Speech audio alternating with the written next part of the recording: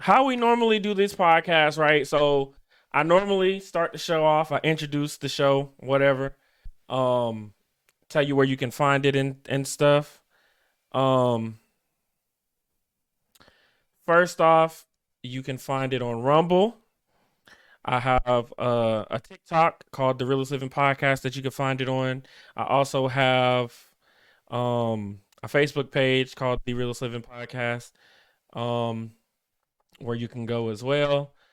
Um, I have a what's the word? What is it? The Discord server. So if you want to do a remote podcast where we kind of get on the Discord chat and we just kind of make a whole little fucking like the little chat bubbles and we're all in there 15, 16 people at one time if we want to, and we can have a podcast like that. That works too. Um so yeah, get on. I'm gonna put a link to all that in the description, maybe of this video. I don't know, but this is gonna go on YouTube, so just get on the YouTube channel. All of it's in there. I normally introduce the guests, but there's no guest. It's just me today. So for now, I mean, obviously, if some of y'all want to join the video, I will let you get in the video for sure. But um, yeah. Until then, we're just gonna get right into the show. I start the show usually with random facts. So I'm gonna start off with the random facts that I pulled. Okay, they're just completely random, so bear with me. Okay. First, the first random fact on here: 75 burgers are sold in McDonald's every second, which I didn't know. That's kind of interesting. The next one: uh, 17,000 people become millionaires every day in the United States. You can't hum while holding your nose. That's also something that I found was very interesting. Um, you are more likely to have a weird or a scary dream when you sleep on your stomach. I also find that to be very interesting because I actually tested that last night, and I did have a really crazy dream last night, bro. I don't want to go into details about what it is, but the shit was crazy, bro. um, Blue-eyed people have a higher alcohol tolerance. So if you're blue-eyed, I want you to go and test it with your hazel-eyed friends and brown-eyed friends to see how that works. Smelling green apples can help with weight loss, which is, I mean, cool and everything, but who the fuck likes green apples? I mean, anyway. Pigeons can't fart, which is also interesting. And Captain Crunch was once sued for not using real berries, which is stupid as hell. And the last one was is actually kind of crazy. It's really crazy. Um, Guinea pigs. If you have a guinea pig and you live in Switzerland, if you only have one guinea pig, yeah, that's pathetic. Green apples are awful, Kalani. But it's not surprising. You have a horrible palate. Uh, anyway, if you only own one guinea pig in Switzerland, it's actually illegal. And the reason for that is because guinea pigs are considered herd animals, and so they become severely depressed when they're by themselves. And so Switzerland considers only owning one guinea pig as an illegal practice to social rights for animals. So yeah, you can. I don't know. I don't know what the fine is or whatever it is, but you can get fucked up over some fucking guinea pigs in Switzerland. Definitely. That's why if y'all travel, y'all definitely need to fucking know what the rules are and the laws are before you go there. Because you go there and you get one guinea pig and you're fucking done. You're going to the slammer. Anyway, all right, so I'm going to explain the topics a little bit, right? Just so that we can get it understood.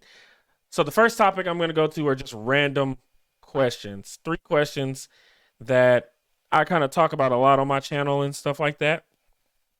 After I give my point, some of you are welcome to jump into the chat, though I don't know on my PC how I can add you to the fucking stream. It's showing on my phone, but I don't know if that's just gonna be on my phone or not. On my phone or not. That's just a very interesting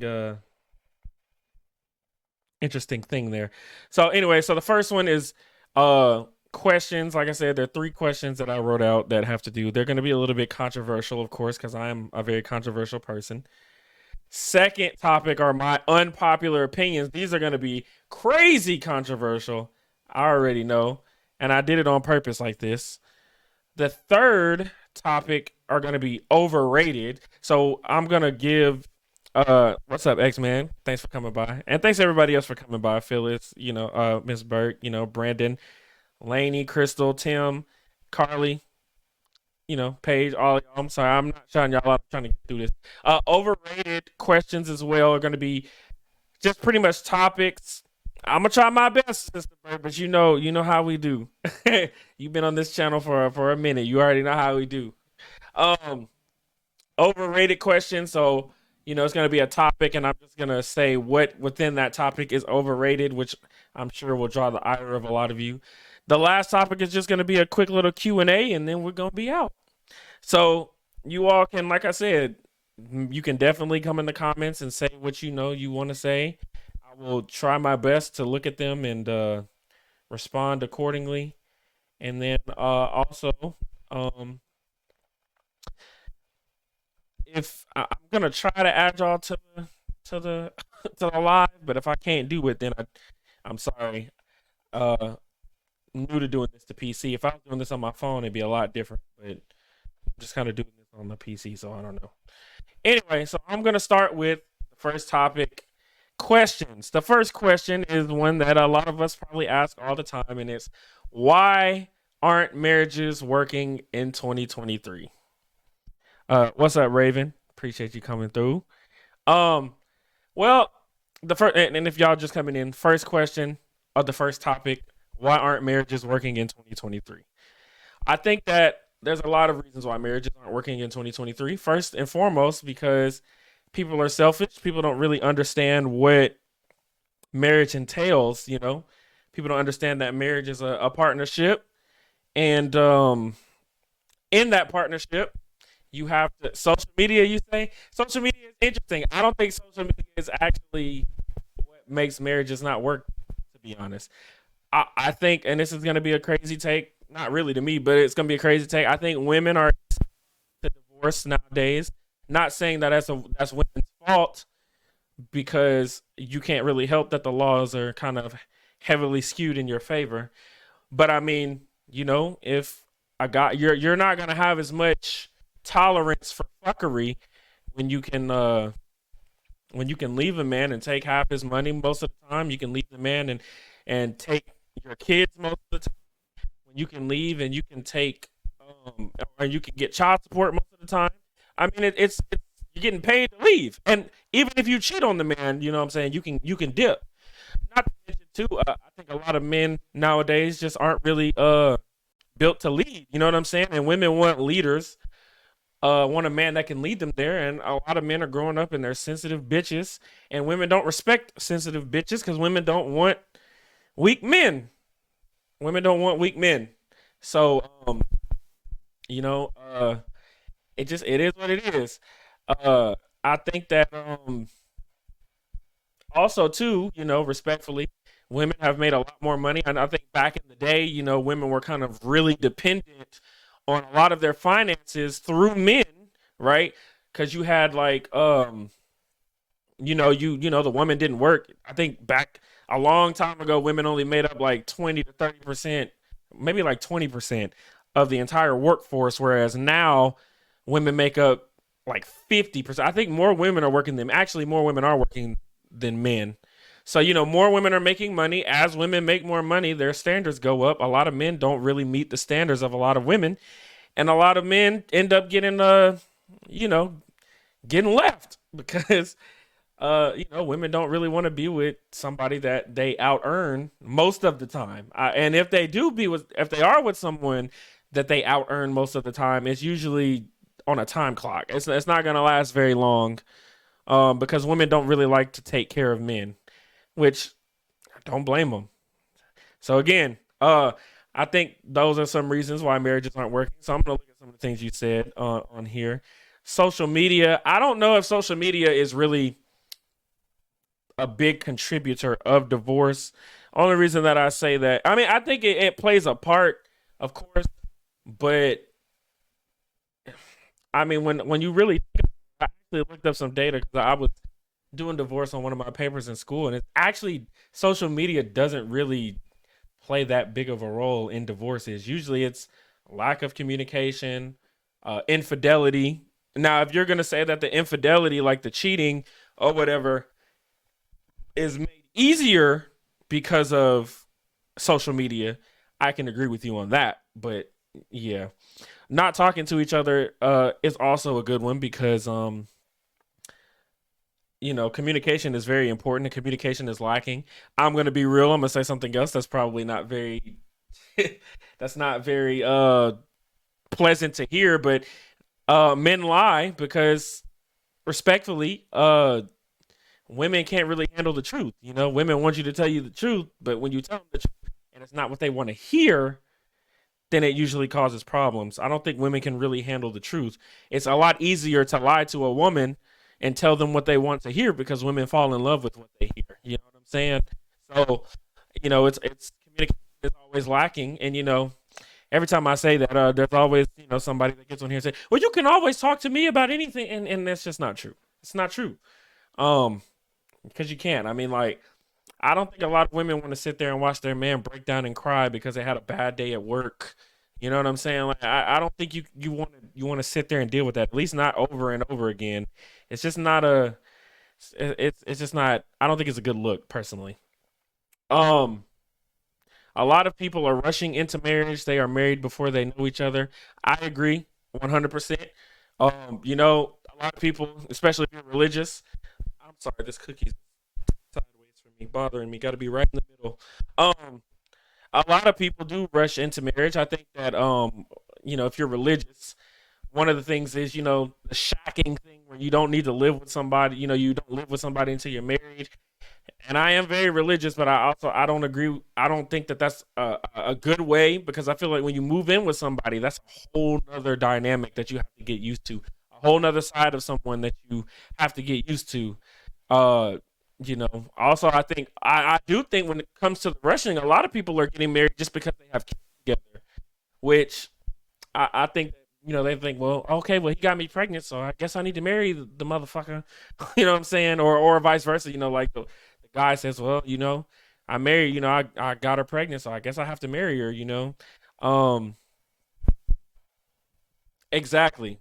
You really get to know who people are when you live with them. So I would say that it's perfectly acceptable to do that before you get married. I also think it's perfectly acceptable to have sex before you get married because whether people want to admit it or not, sex is incredibly important to marriages. You know what I'm saying? Like, or two women and two men. I mean, just imagine, bro.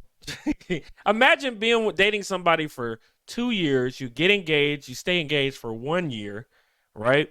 You finally get married.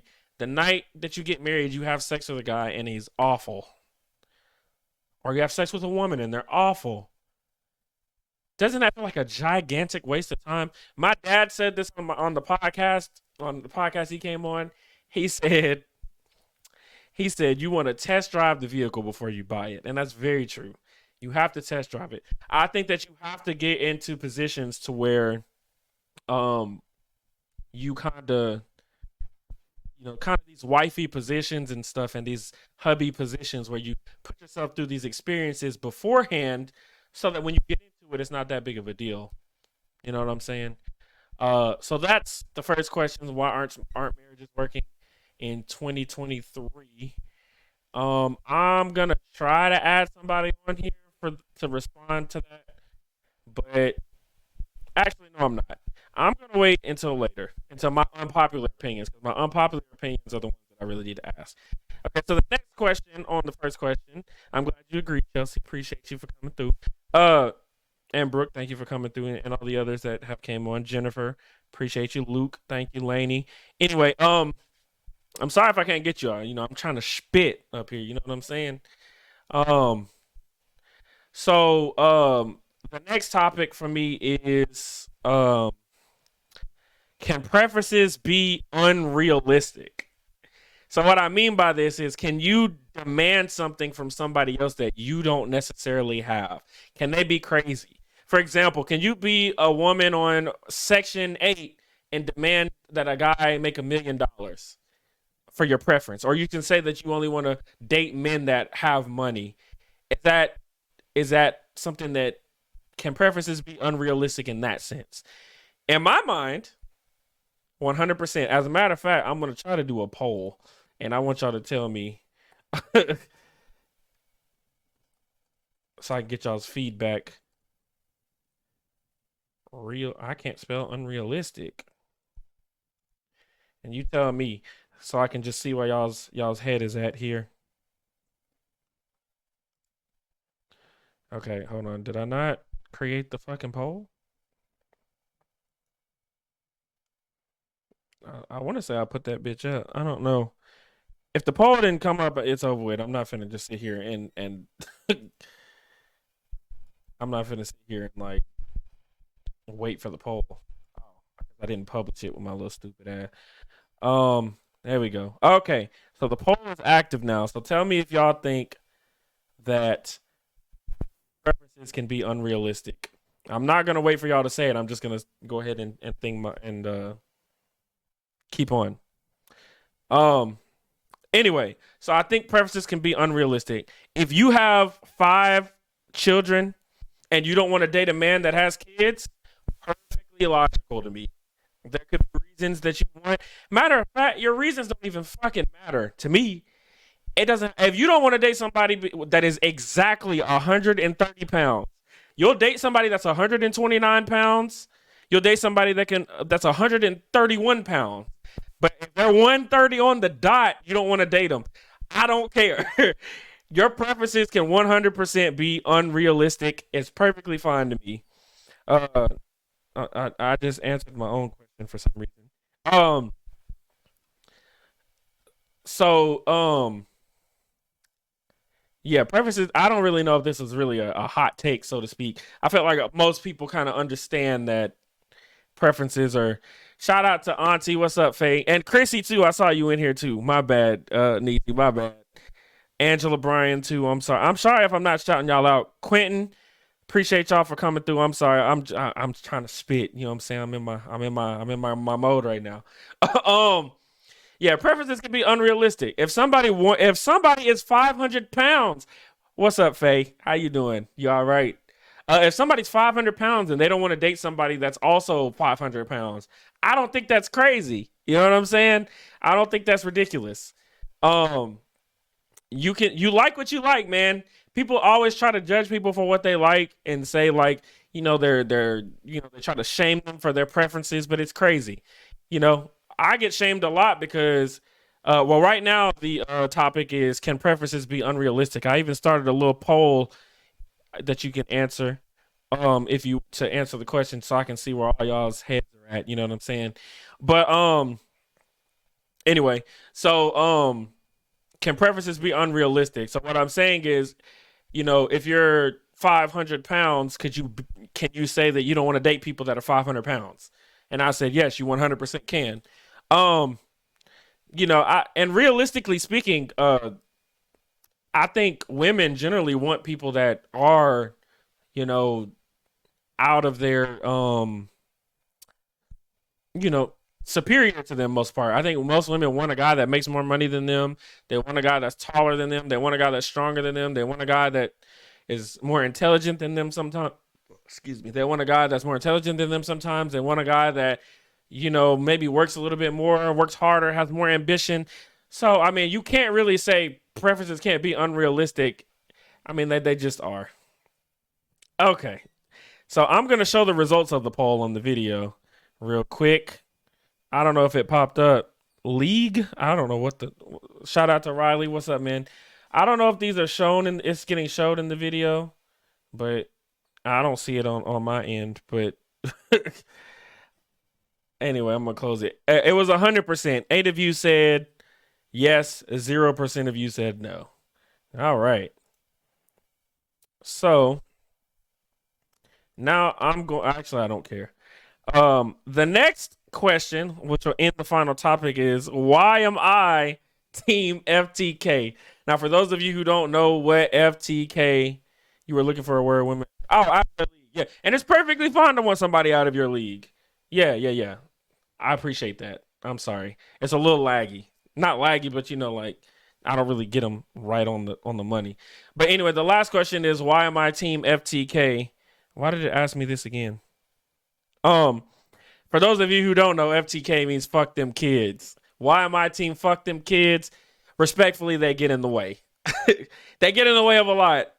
They get in the way of dating. They get in the way of working. They get in the way of freedom. You know what I'm saying? And a lot of people are out here having kids with people they don't like.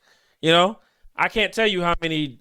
I've met way more people who've had bad baby mama, baby daddy dynamics than they have good ones. Like you don't really hear about good co-parenting. It's actually rare.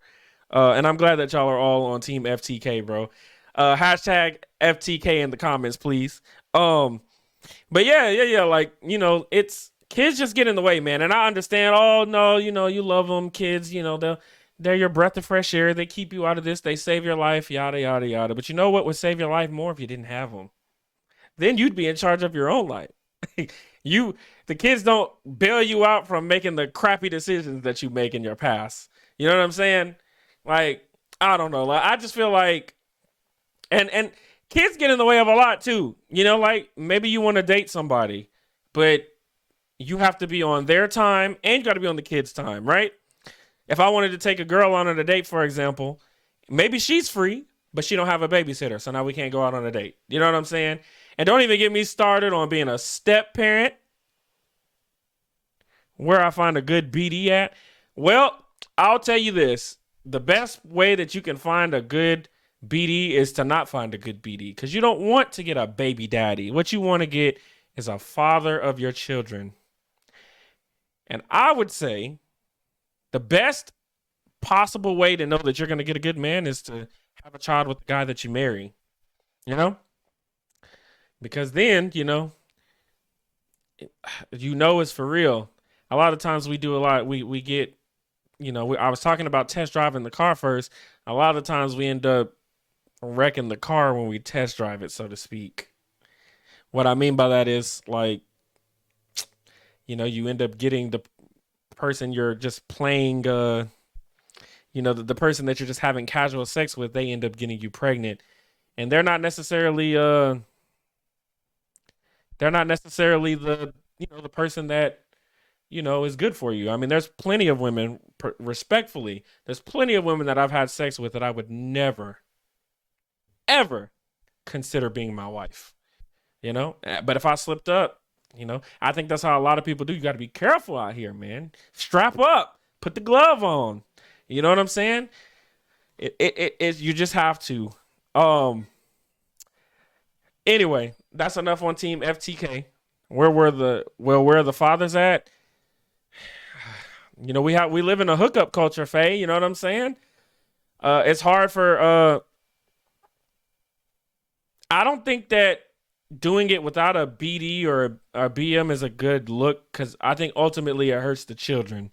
I think the best case scenario is to have two parents in the household. Now, this is not, I don't have children, so it's not like I'm speaking from experience, but just from statistical data, the best indicator of degenerate kids is coming from a single parent household. Not saying that all kids that come from a single parent household are bad, but I'm saying that a good indicator is having two parents in the house.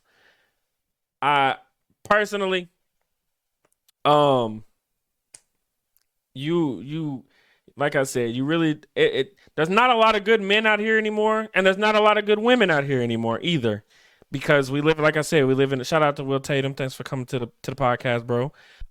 There's not a lot of good men out here anymore, and there's not a lot of good women out here anymore. Because, like I said, we have a hookup culture. If you want me to be honest, the hoes have ruined it for everyone, right? The hoish women, not the hoish men, because hoish men have existed since the beginning of time. But before, men want sex from women. Before, men could only get sex from women if they married them, right? So, I don't think it depends on the people. Statistically speaking, having two parents in the household is 100% better than a single parent. I mean, I want to say like 80% of the people in jail came from single parent households. I want to say like a vast majority of school shooters came from single parent households. And if I'm going to even go like, even that's not a lot, that's statistical fact. and, and statistically speaking, single mothers, you know, yeah, I'm sorry. Uh, I want to say I think a majority of kids that drop out of school come from single mother households. Like it's hard. I'm sorry, but two people, a mom and a dad in the house is you can look it all up, bro. I'm telling you, I'm not lying. I'm telling you, the nuclear family is what 100% is the best indication of having good children. I don't think people really understand like what divorce does to the children, like the effects that divorce or a breakup has on the children. Y'all can disagree. You can disagree with fact if you want to. All of the things that I'm saying, now listen, y'all may not be in that percentage of single mothers who breed degenerates. However, just because y'all are not in that group does not mean that it's not true. Because again, like I told you, a lot of serial killers come from single mother households. A lot of people that are incarcerated come from single mother households. And, a lot of people that drop out of school. Again, I'm not talking about, see, you have to take yourself out of it. You have to take yourself out of it, right? Just because you raised good children doesn't mean that every other woman in the world raised good children. You know what I'm saying? I don't even know why this is an argument. Like single women, yes, serial killers, single women, single parents, households give, do not produce non-degenerate children on a balance of probability when compare it to the nuclear family with the mom and dad in the house. I don't know why that's even an argument. Again, I'm telling you, me and Brandon are different. Look, there are outliers in everything, right? There are gonna be some women, like, you know, I'm not okay. I didn't say single dads are better. I said that I didn't say single dads were better. I said having the mother and the father in the house is better than the single mothers. Is what I said. And you're right, there are a few single dads because women win 90% of custody battles. The only way that a man is going to lose a custody battle is if the woman is damn near a crackhead. She's got to be like on some kind of hard drug to not get her children in court, respectfully. And I'm sorry. I know this is not, I'm telling you, you can look up every single thing that I'm saying about single mothers being bad, being a good predictor of a degenerate society. I mean, think about it. Think about that. Just really think about that. Really think about that. Do you think one woman guiding a bunch of kids not being able to give the attention? I mean, it is. I mean, you can look it all up, bro. No, dads don't get the chance. Dads don't get the chance to get custody. It's hard to fight when you know 90% of the time you're gonna lose. I mean, let's just be real. If I told you that if you jumped out of a plane and you had a 90% chance that parachute wasn't going to deploy, you're probably not going to jump out the plane. You're not going to say, well, there's still a 10% chance that it'll deploy. You're just not going to jump out the plane.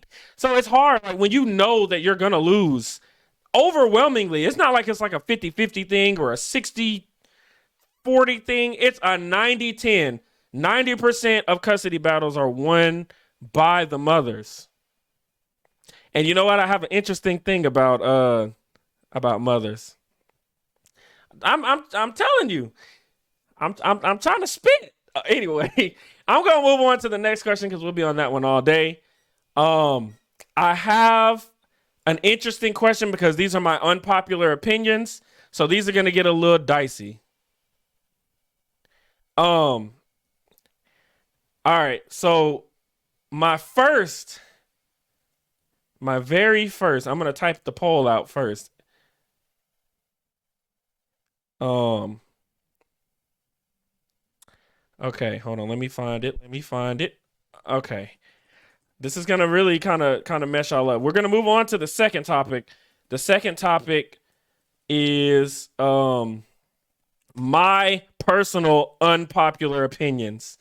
So obviously, I'm not saying that these are right. These are just my personal opinions. Um, and I'm gonna write a poll in there. So the first unpopular opinion that I have, strap in because it's finna get dicey. Okay. The first unpopular opinion that I have is child support should be at a set rate. Child support should be at a set rate, and they should not take a percentage of however much the man makes. It should be at a set rate for everybody. I'm gonna need y'all to answer the poll and tell me what you think. Okay. I'm seeing a lot of no's. I'm seeing a lot of no's. I see a lot of no's. I see a lot of no's. Only one yes so far. Y'all answer the poll. Make sure you answer the poll. Okay? I'll put a poll in the chat. Okay? This is my personal unpopular opinion. Okay? My personal unpopular opinion. I'm not necessarily saying that it's true, but I think child support should be a set rate. Okay? We equalizing it a little bit. We're at 50-50 right now. Oh, somebody changed their answer. I'm pretty sure. Oh, now we got more for yes. Okay. Child support. Hell no. What is the set rate though? I don't know what the set rate should be. I'm just saying that there should be a set rate. I don't think that. Let me tell you why. I'll just rob him. Okay, let me tell you. Let me explain. Okay. All right. So you have. Yeah, man, you crazy for that, Auntie. Anyway, all right. So you have these women that'll marry these men that make an obscene amount of money. The I don't no. If the father is making a significant amount of money, their child should reflect that.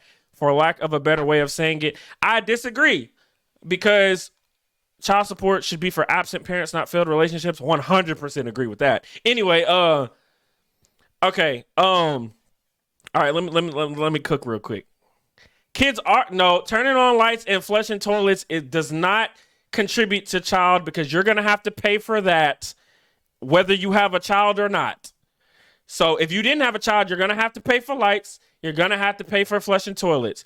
And my thing is, having a kid is a choice that you and your husband or your baby daddy made. So again, you're gonna have to.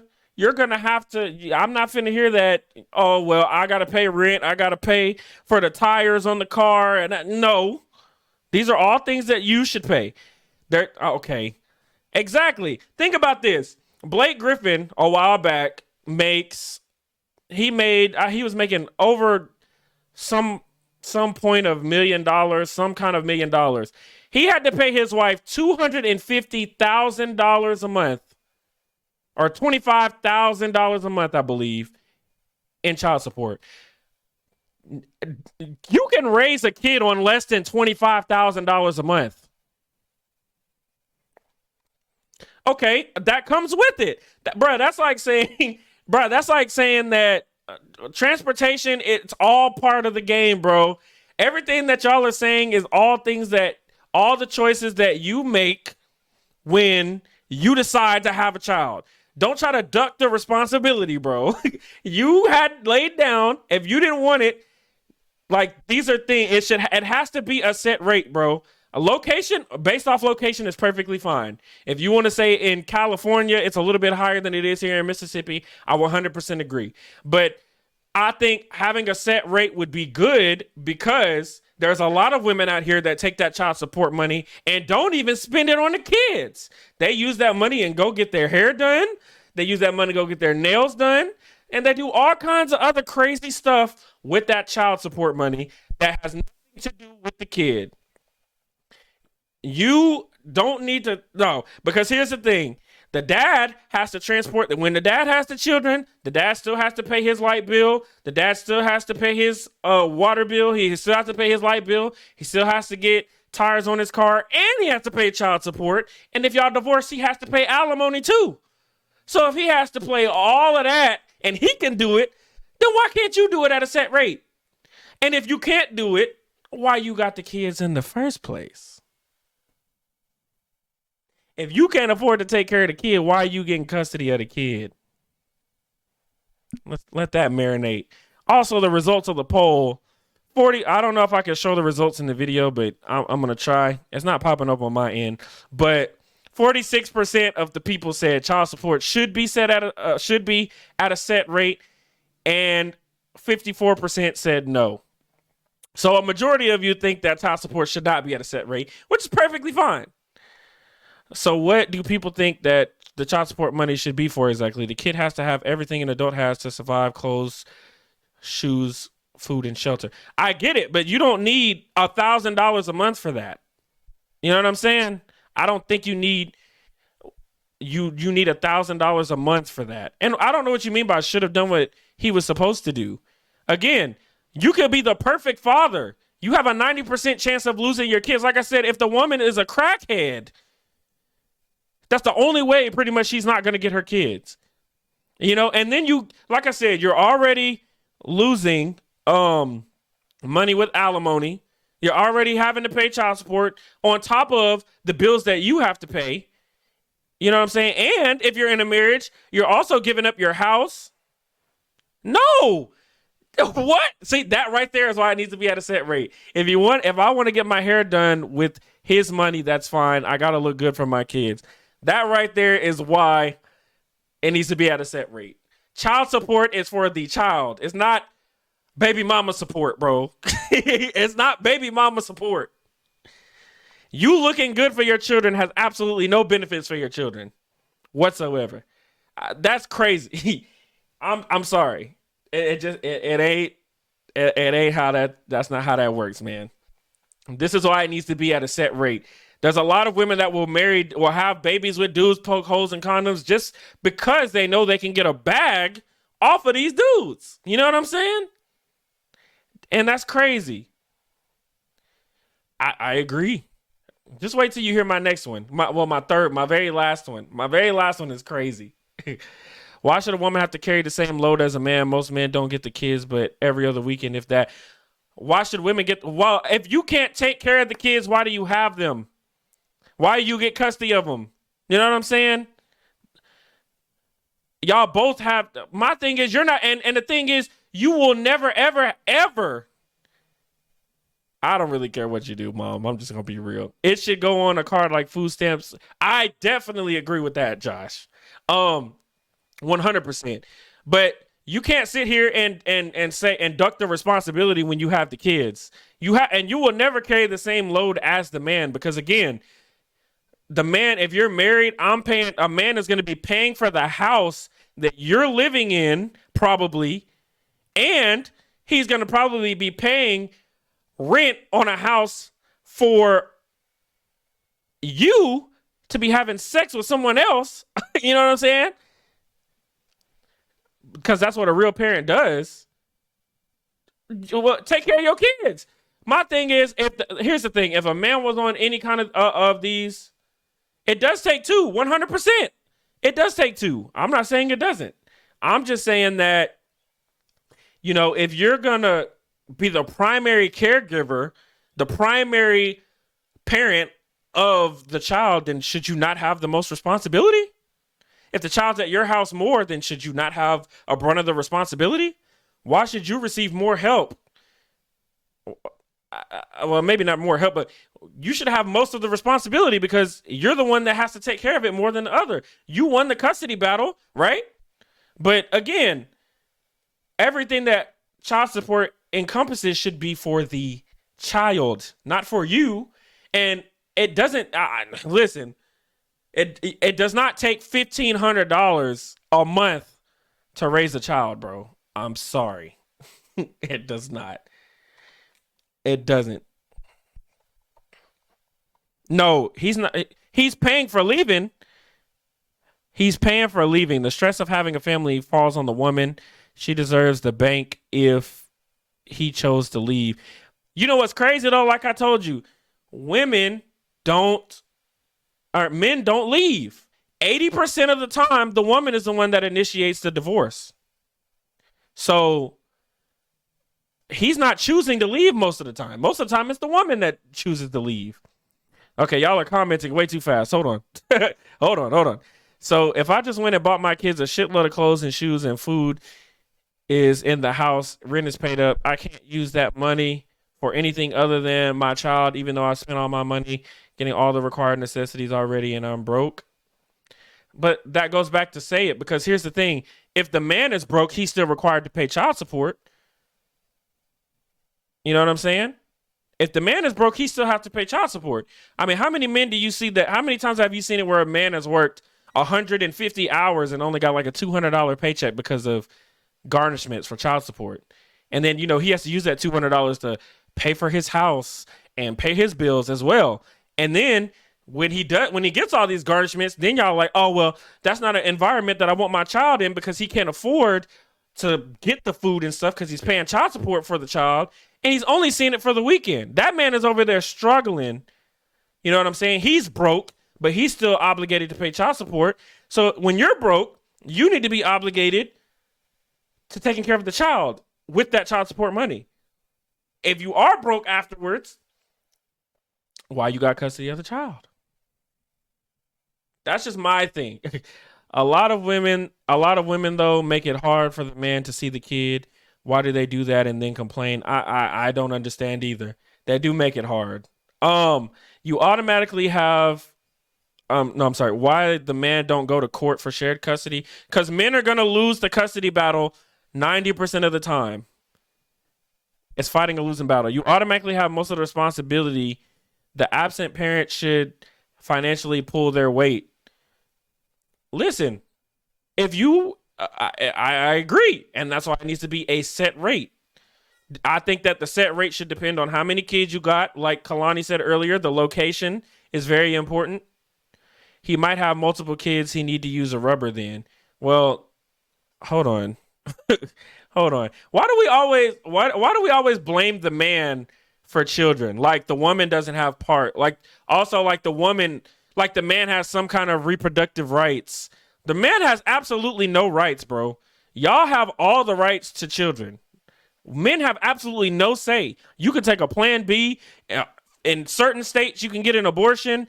I mean, there's 33 different types of birth control that you have. We don't have any. So if we make the mistake, we have to depend on you. If you make the mistake, you got a cop out. So why we always blame the men, bro? I don't understand. Child support should never, they don't consider the necessities of the dad. They don't. Men are second-class citizens. Why you want to talk about the inmates, bro? Men are second-class citizens when it comes to children and things of that nature. 100%. Okay, I'm sorry. A man will stay to keep the family together. Husband is husband, bands the family together. 9 times out of 10, a man is afraid to leave because he knows he'll lose his kids' money, home, and life now because he has to work to pay insane amount of child support that won't always go to. Exactly. Just imagine, bro. Imagine if let's flip the switch, okay? So some of y'all will understand, okay?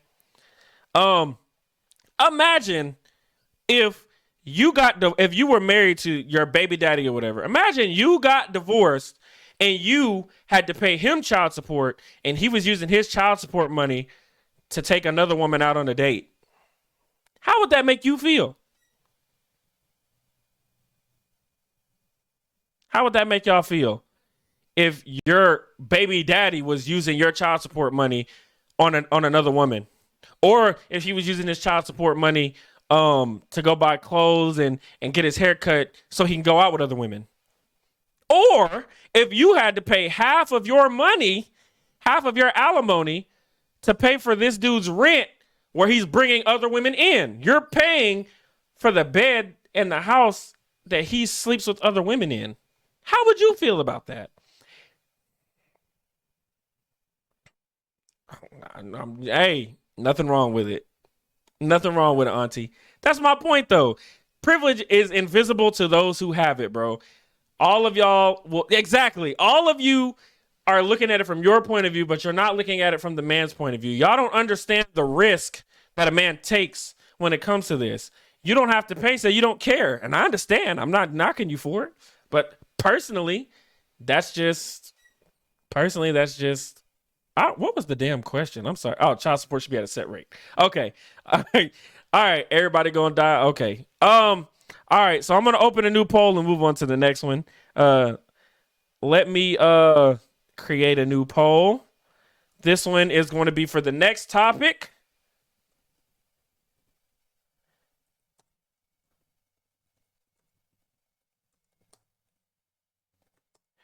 Y'all, if y'all like that one, y'all are gonna like this one too, because this one is crazy. And I actually said no. Well, I said it shouldn't before, but I actually have had a change of heart recently. Okay. So the next question, or the next unpopular opinion that I have, that money comes, hold on, let me see. That money comes once a month. You spend money every day on a child, whether it's gas, getting them back and forth, buying groceries and stuff like that. A full-time parent money is always spent every time it's needed. They only pay once. Well, here's the thing. Let's since we were putting the blame on men, right, for making the decision to busting you or whatever the case may be, let's have some accountability on your part, on women's part, because ultimately women pick the men that they have sex with. So if you pick a loser and you pick somebody that's not gonna take care of you and be there for the child, you have to hold some accountability in that as well, respectfully, because ain't no man having sex unless a woman truly wants to have sex. So again, you have to take some accountability if you pick a fuck up, respectfully. Also, too, I understand, but my thing is, if a man had primary custody of the child and he was complaining about the child support payment not being enough, people would clown him. You're a full-time parent, you need to figure it out. That's what they would say to the man. So we're going to have to keep it equal. So I'm going to say keep it equal here. And I'm going to say, if you get full custody of the child, you know what comes with that. So you can't complain about the responsibility or the child support, you know what I'm saying, when you're the one that wanted primary custody. Oh, you know what I'm saying? With great power comes great responsibility. I'm sorry. And my thing is, if it's at a set rate, and here's the thing that y'all are not getting. If let's say a dude could just easily quit his job and not pay you shit. But if you put it at a flat rate, men ain't the head of you if y'all ain't together. First off, if it's a percentage of what I make, I could just quit my job and not make no money, and then now you ain't getting nothing. Or I could get a low paying job, and I get a low paying job, right? I could quit a good job and work a low paying job, and so I don't have to pay you that much money. But if it's at a set rate, I got to pay it regardless. So it works on the high end and on the low end. Because on the high end, you're finessing a man and you're getting way too much money than you need to support a child for the month. And then on the low end, if I don't make no money, you still not going to get no money. You're going to have to take care of the child. So again, it is what it is. Anyway, the next question, I'm going to move on. Or a cash paying job. Right. You see what I'm saying? Get paid under the table. So, I mean, a flat set rate would actually be very beneficial for that part. Because I feel like there's a lot more men that don't make that much money than there are that make a lot. There's a lot more broke dudes than there are dudes that make a lot of money. So anyway, the next topic that I have on my unpopular opinions, and I used to be against it, I'm going to activate the poll now. Prenuptial agreements should be mandatory in marriages. Do y'all agree? Yes or no? I'm gonna give y'all some time this time to answer the poll. Poll is in the whatever. Should prenuptial agreements be mandatory in marriage? Ooh, you don't know how to answer it, huh? Okay. So I see it's an overwhelming amount of no's in here. I'm very curious. My ex has joint custody, lives less than half a mile down the road, never paid child support, and has not seen his kids in 4 years. His choice. Yes, but your choice to marry a fuck up. No disrespect. I'm sorry. I'm just saying. Um, you know. So y'all don't think prenuptial agreements should be mandatory? Okay.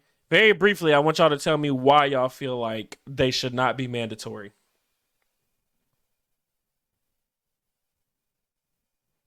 If y'all can, Okay, I see. Okay. Okay, now we have an overwhelming percentage for yes. Well, not overwhelming, but 56% of people are saying that there should be a mandatory prenuptial agreement. I'm just gonna let y'all explain. I know it's probably gonna take some of y'all a minute to type, but no, sir. If you can't make a commitment without it, ain't no love there. Really? Interesting. Interesting. I'm gonna ask very soon because it seems like if it was mandatory, a lot of people wouldn't be getting facts, and a lot of people wouldn't be getting divorced either. But we're gonna get there. Alice Paige, I like the way you think. You need to come on the podcast, talk some shit. Um, that's facts. I feel like it's a setup. Really interesting. Interesting. Interesting. Interesting. That's very interesting. A prenup is a setup. Okay, that's interesting. The husband and wife become one. We should never marry to divorce. Sure. So, question then: if you feel like y'all aren't gonna divorce, then why does it matter if the prenup is there?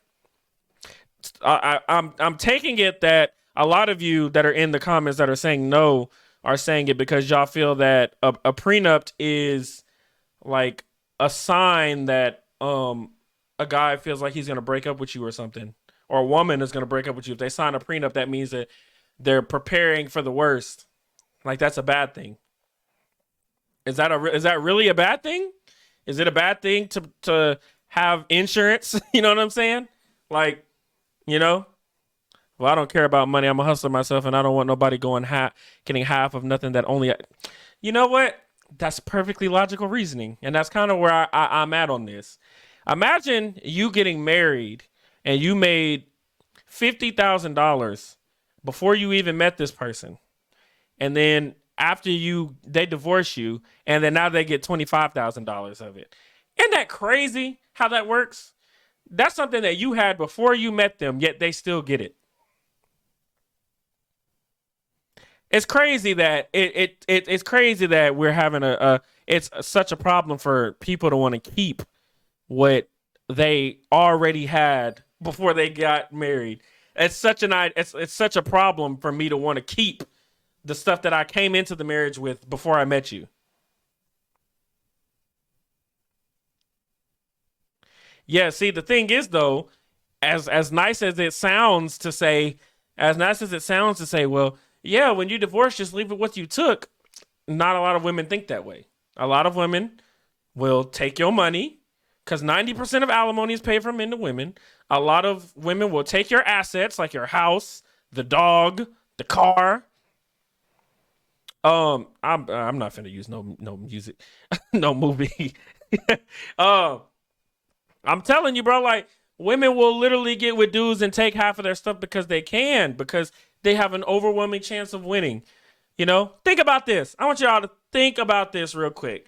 The top 10 richest women in the world, I want to say 4 or 5 of them got their money from divorce or inheritance. The richest woman in the world got her money from divorce. That's Jeff Bezos' ex-wife. And there was a prenup signed. There was a prenup there, and she still got it. She came in with nothing and left with everything. Is the richest woman in the world because of a divorce, and there was still a prenup. You know what I'm saying? Like, that's the things that, like I said, it's easy to say that you don't want a prenup or that prenup shouldn't be in marriages. I don't know. I mean, even if you did cheat, you're if we're married and I cheated on you, that still doesn't mean that you get to have what I came in with, my stuff, right? If I bought a house and you moved into my house and I cheat on you, that doesn't mean that you get my house because I cheated on you and you leave me. That's not how that works. Like, it doesn't work like that. Imagine that. Imagine if you got married to somebody and you cheated on them and they took your car that you had before you got with them. How crazy is that?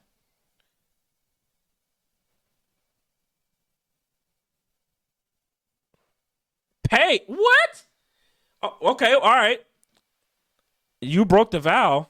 No, it doesn't matter if you broke the. I know in court it does. That's why. But prenups aren't mandatory in court. That's what I'm saying. This is a hypothetical. I'm saying that if I cheat on you and I break the vow, whatever, you should not get my property. Why should you get my property? You know what I'm saying? You think that it's okay for somebody to get your car if you cheat on them? That they had nothing to do with you getting? And even worse, imagine, because this is how it works for men. Imagine, because most men will date a woman that doesn't, it doesn't, vulnerable, it doesn't matter, bro. Imagine, okay, let's flip the logic then. Imagine, mom, since you're the one that's making the, and Russian, right? Imagine if you dated a dude that was a bum. He was broke, right? Y'all got married, right? He didn't have nothing when he came in. You took care of this man, and he divorced you and took your house, half your money, and y'all's kids. He didn't have nothing, and he took everything that you worked for that he didn't help you build.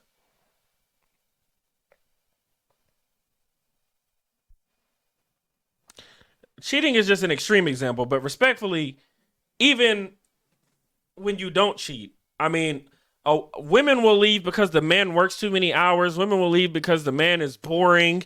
I mean, all kinds of things. You're doing everything you're supposed to do, and you can still get left. So, I mean, come on now. Like, I understand that cheating is bad. I'm not saying that it's good at all. I'm saying though that you can get cheated on, and you can cheat as a man. You can cheat or get cheated on and still lose half of your money and half of your assets. So why would you not have a prenup? Like, what did Josh say earlier? It's marriage insurance, or Brandon said that. No, yeah, marriage insurance. Nobody is saying that if I marry you and I get a prenup that I don't love you anymore. Like, I love you less because I wanted to get a prenup. That's absolutely not true. Getting insurance doesn't, like, if I don't get if I don't get insurance, like, at work, doesn't mean that 100% true, Page. If I don't get insurance at work, that doesn't mean I don't even know how to explain that, bro. Like, I don't know. I'm not gonna. I don't know. Um. Okay. Uh. I haven't showed the results of the poll, but it was an even 50-50. Prenuptial agreements should be mandatory in marriage. It was a 50% yes, 50% no. 8 people said yes, 8 people said no. Even split. I like the results. I didn't expect anybody really. I didn't expect many people to agree with it. No, most women would stay if they had equal loss and divorce. That's what would be what it is. But you know that as soon as a man, if y'all have trials and hardship, you can leave. And yes, that's what I was trying to say, Josh. Yeah. If you get health insurance, you're not planning on getting sick. You're just you're trying to just in case, protecting yourself. Most women don't stay because, like I said, most women are incentivized to leave. You get paid. If you had just as much of a risk as a man had when you got divorced, that is 100% true. If you had just as much of a risk as a man has when you get divorced, you would definitely rethink getting divorced. If you knew that when you get divorced, a man could take half of your money, could take the kids, or had an equal chance of taking the kids, an equal chance of taking your money, you would not be so quick to divorce, and you wouldn't be so quick to get married. You would take your time because you know that there's a big risk involved. But when you know that only 10% of the time that you'll lose the kids, only 10% of the time you'll pay alimony to the man, not to mention most of the time you're going to get child support. Why would you not divorce first? Why would you stay if somebody messed up? You don't have to deal with it because you can ruin that man forever. You know what I'm saying? And it's very true. You can say it's not true, but it's very true because, like I said, most of the time, women are the one that leave marriages. For whatever reasons you could say, but women are not willing to stay. And it's not because most women they're just not willing to stay. Because I think a lot of women, respectfully prioritize themselves over the family. At least the new generation of women, at least. Now, my last unpopular opinion is going to be spicy too. Probably going to be the worst of them all. I thought the first one was kind of crazy, but this last one is going to be really crazy. Really crazy. Hold on.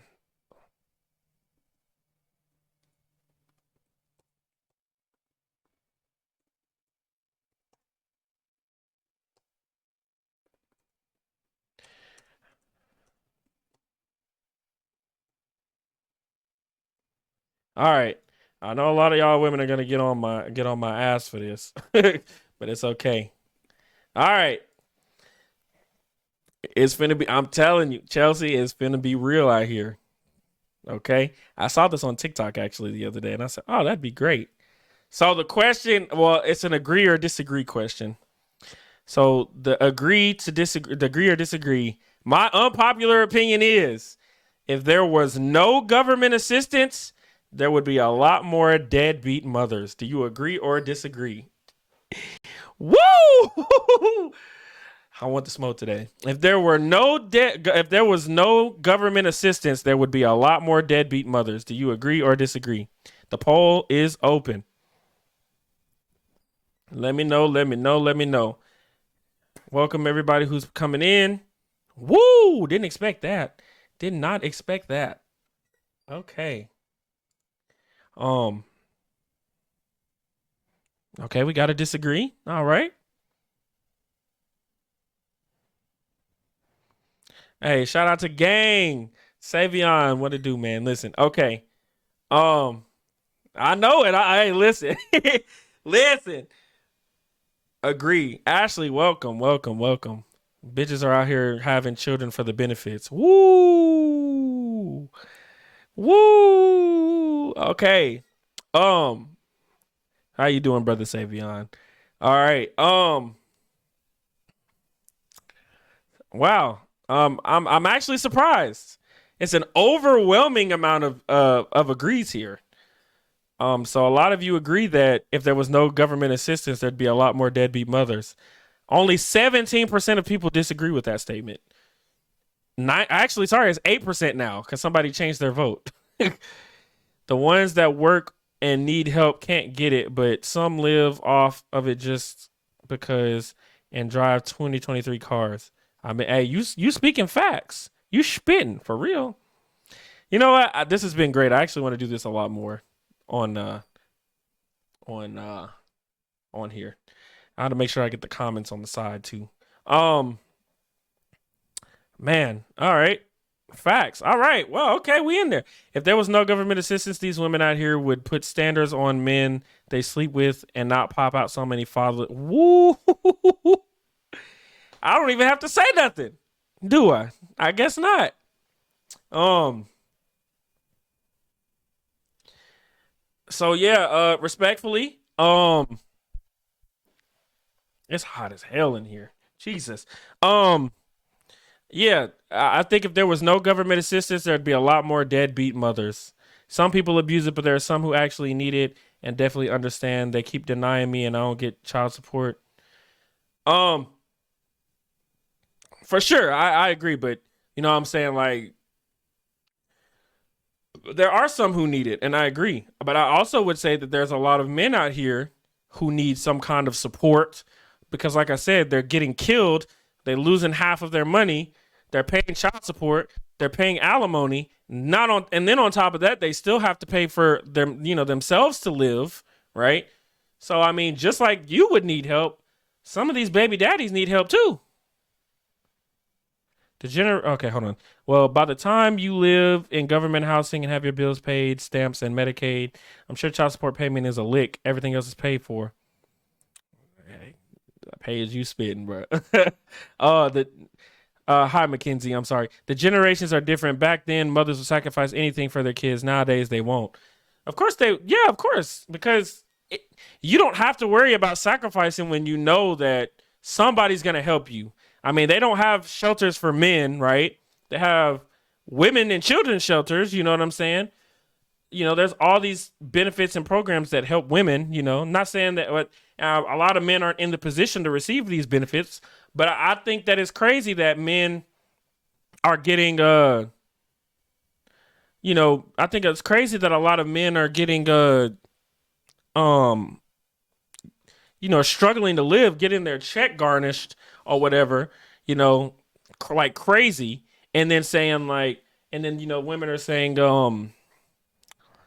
well, shouldn't have laid down and had the kids or whatever, but at the same time, they're getting all these different benefits from the government. It's just a little bit hypocritical to me. You know what I'm saying? Um, wow. Only one person disagreed with me. That's actually. Oh no, no, okay, two. Never mind. Spoke too soon. Um, Let me see if I can read these comments. Okay. People are having kids talking about those taxes though. Man, they get a lick though, bro. Y'all be getting licks for kids. I ain't gonna lie. That's one benefit to having kids, I'd say. uh, let's see. I'll sacrifice anything for mine. That's why I bust my ass every day with no child support, no benefits, or nothing, and I can't even get food stamps. That is tough. The sweat off his brow. Men are supposed to work. Okay, so if we're just gonna be if we're gonna just be if we're just gonna be throwing roles on people, well, women are supposed to stay at home, cook and clean, and take care of the house too. But y'all don't do that. So don't throw the traditional roles on men, but absolve yourself of your traditional roles if you're gonna do that. I believe every person released from jail should get government assistance for a set period of time because as much as they say they want them to change their ways and live a better life the way the world is now, it'll set. I agree. I mean, you're putting them back in a situation where they're going to probably mess up again. You're putting them back in an environment where they can't really succeed, and then you're getting surprised that they're back where they are. What did you say? Um, Hell, you ain't even got to work. Get benefits all year. File self-employed. Hit licks with your kids come tax time. If you got benefits all year, you shouldn't even get taxes. Woo! Well, I know that men working is in the Bible. I'm saying, but being submissive and taking care of the and being in the home is also in the Bible. But women are strong and independent nowadays. So you can't expect a man to be traditionally masculine. You're not supposed to be working though, according to the Bible, right? You can't expect a man to be traditionally masculine, but you not be traditionally feminine. All right? That's just how it is. So you can't expect tradition out of a man if you aren't traditional yourself, personally. Um, to take care of these kids that don't get support. Listen, again, if you are the primary caregiver, you should have primary responsibility, a bulk of the responsibility. If you're not able to handle a bulk of that responsibility, you should not be the primary caregiver. Well, again, women are the ones. All right, I'm gonna say something else that's crazy. You can work and do all the stuff that you want to do, but I'm saying that if you're going to put yourself in a masculine role, then you have to have the masculine burden of performance that comes with it. Like you can't get in a masculine role and then expect to get the feminine treatment, right? You know what I'm saying? Like, and again, men are supposed to work and provide. I agree, but y'all, again, this is where it comes back to accountability. Women choose who they have sex with overall. Women choose who who is born in the world overall. Actually, that's not even up for debate. Men don't have any choice when it comes to kids being born in the world. And then women leave relationships most of the time. So if you're a single mother, I'm sorry, but it's more than likely your fault because of the choices that you made. More than likely, not all the time, but because of the choices that you made, because you chose to lay down and have kids with these with a dude that's not worth a damn. And here's the crazy thing: most of y'all have kids with multiple dudes that ain't worth a damn. So you didn't even learn your lesson the first time. So you have to have some sort of accountability. You know what I'm saying? No, you shouldn't wait for a man to provide, but that comes with picking the right man. You know what I'm saying? You take as long as you need. You take as long as you need. You got to have some sort of accountability, bro. Y'all ultimately decide. Y'all ultimately are the gatekeepers to sex. You can work. I'm saying you. I'm not saying that you can't work, but I'm saying like I would argue that a lot of women do want to be masculine. They can say that they don't want to be, but you can't sit here and say you don't want to be masculine, but also in the same breath say, I don't need no man. I get it on my own. I'm a strong, independent woman. I make my own money. I do this. You can't tell me you don't want to be masculine, but you're saying all these other things on the flip side of it as well. That's literally a contradiction to me, at least. This water is bussing. Um, we the next one is gonna be kind of trivial. Not really any thought provoking questions. They're gonna be trivial. It's like I said, the overrated part of it. Um, and then I'm gonna do a Q&A afterwards. This is gonna be a very long stream, so you know, sit back, relax, and enjoy the ride. Um, all right, so I guess I'll show the results of the poll. 13 people said that government if there was no government assistance. 14 people, sorry, it changed right at the end. 14% of people, 88% of people said they agreed that if there was no government assistance, there would be more deadbeat mothers. And 2 people disagreed, 13%.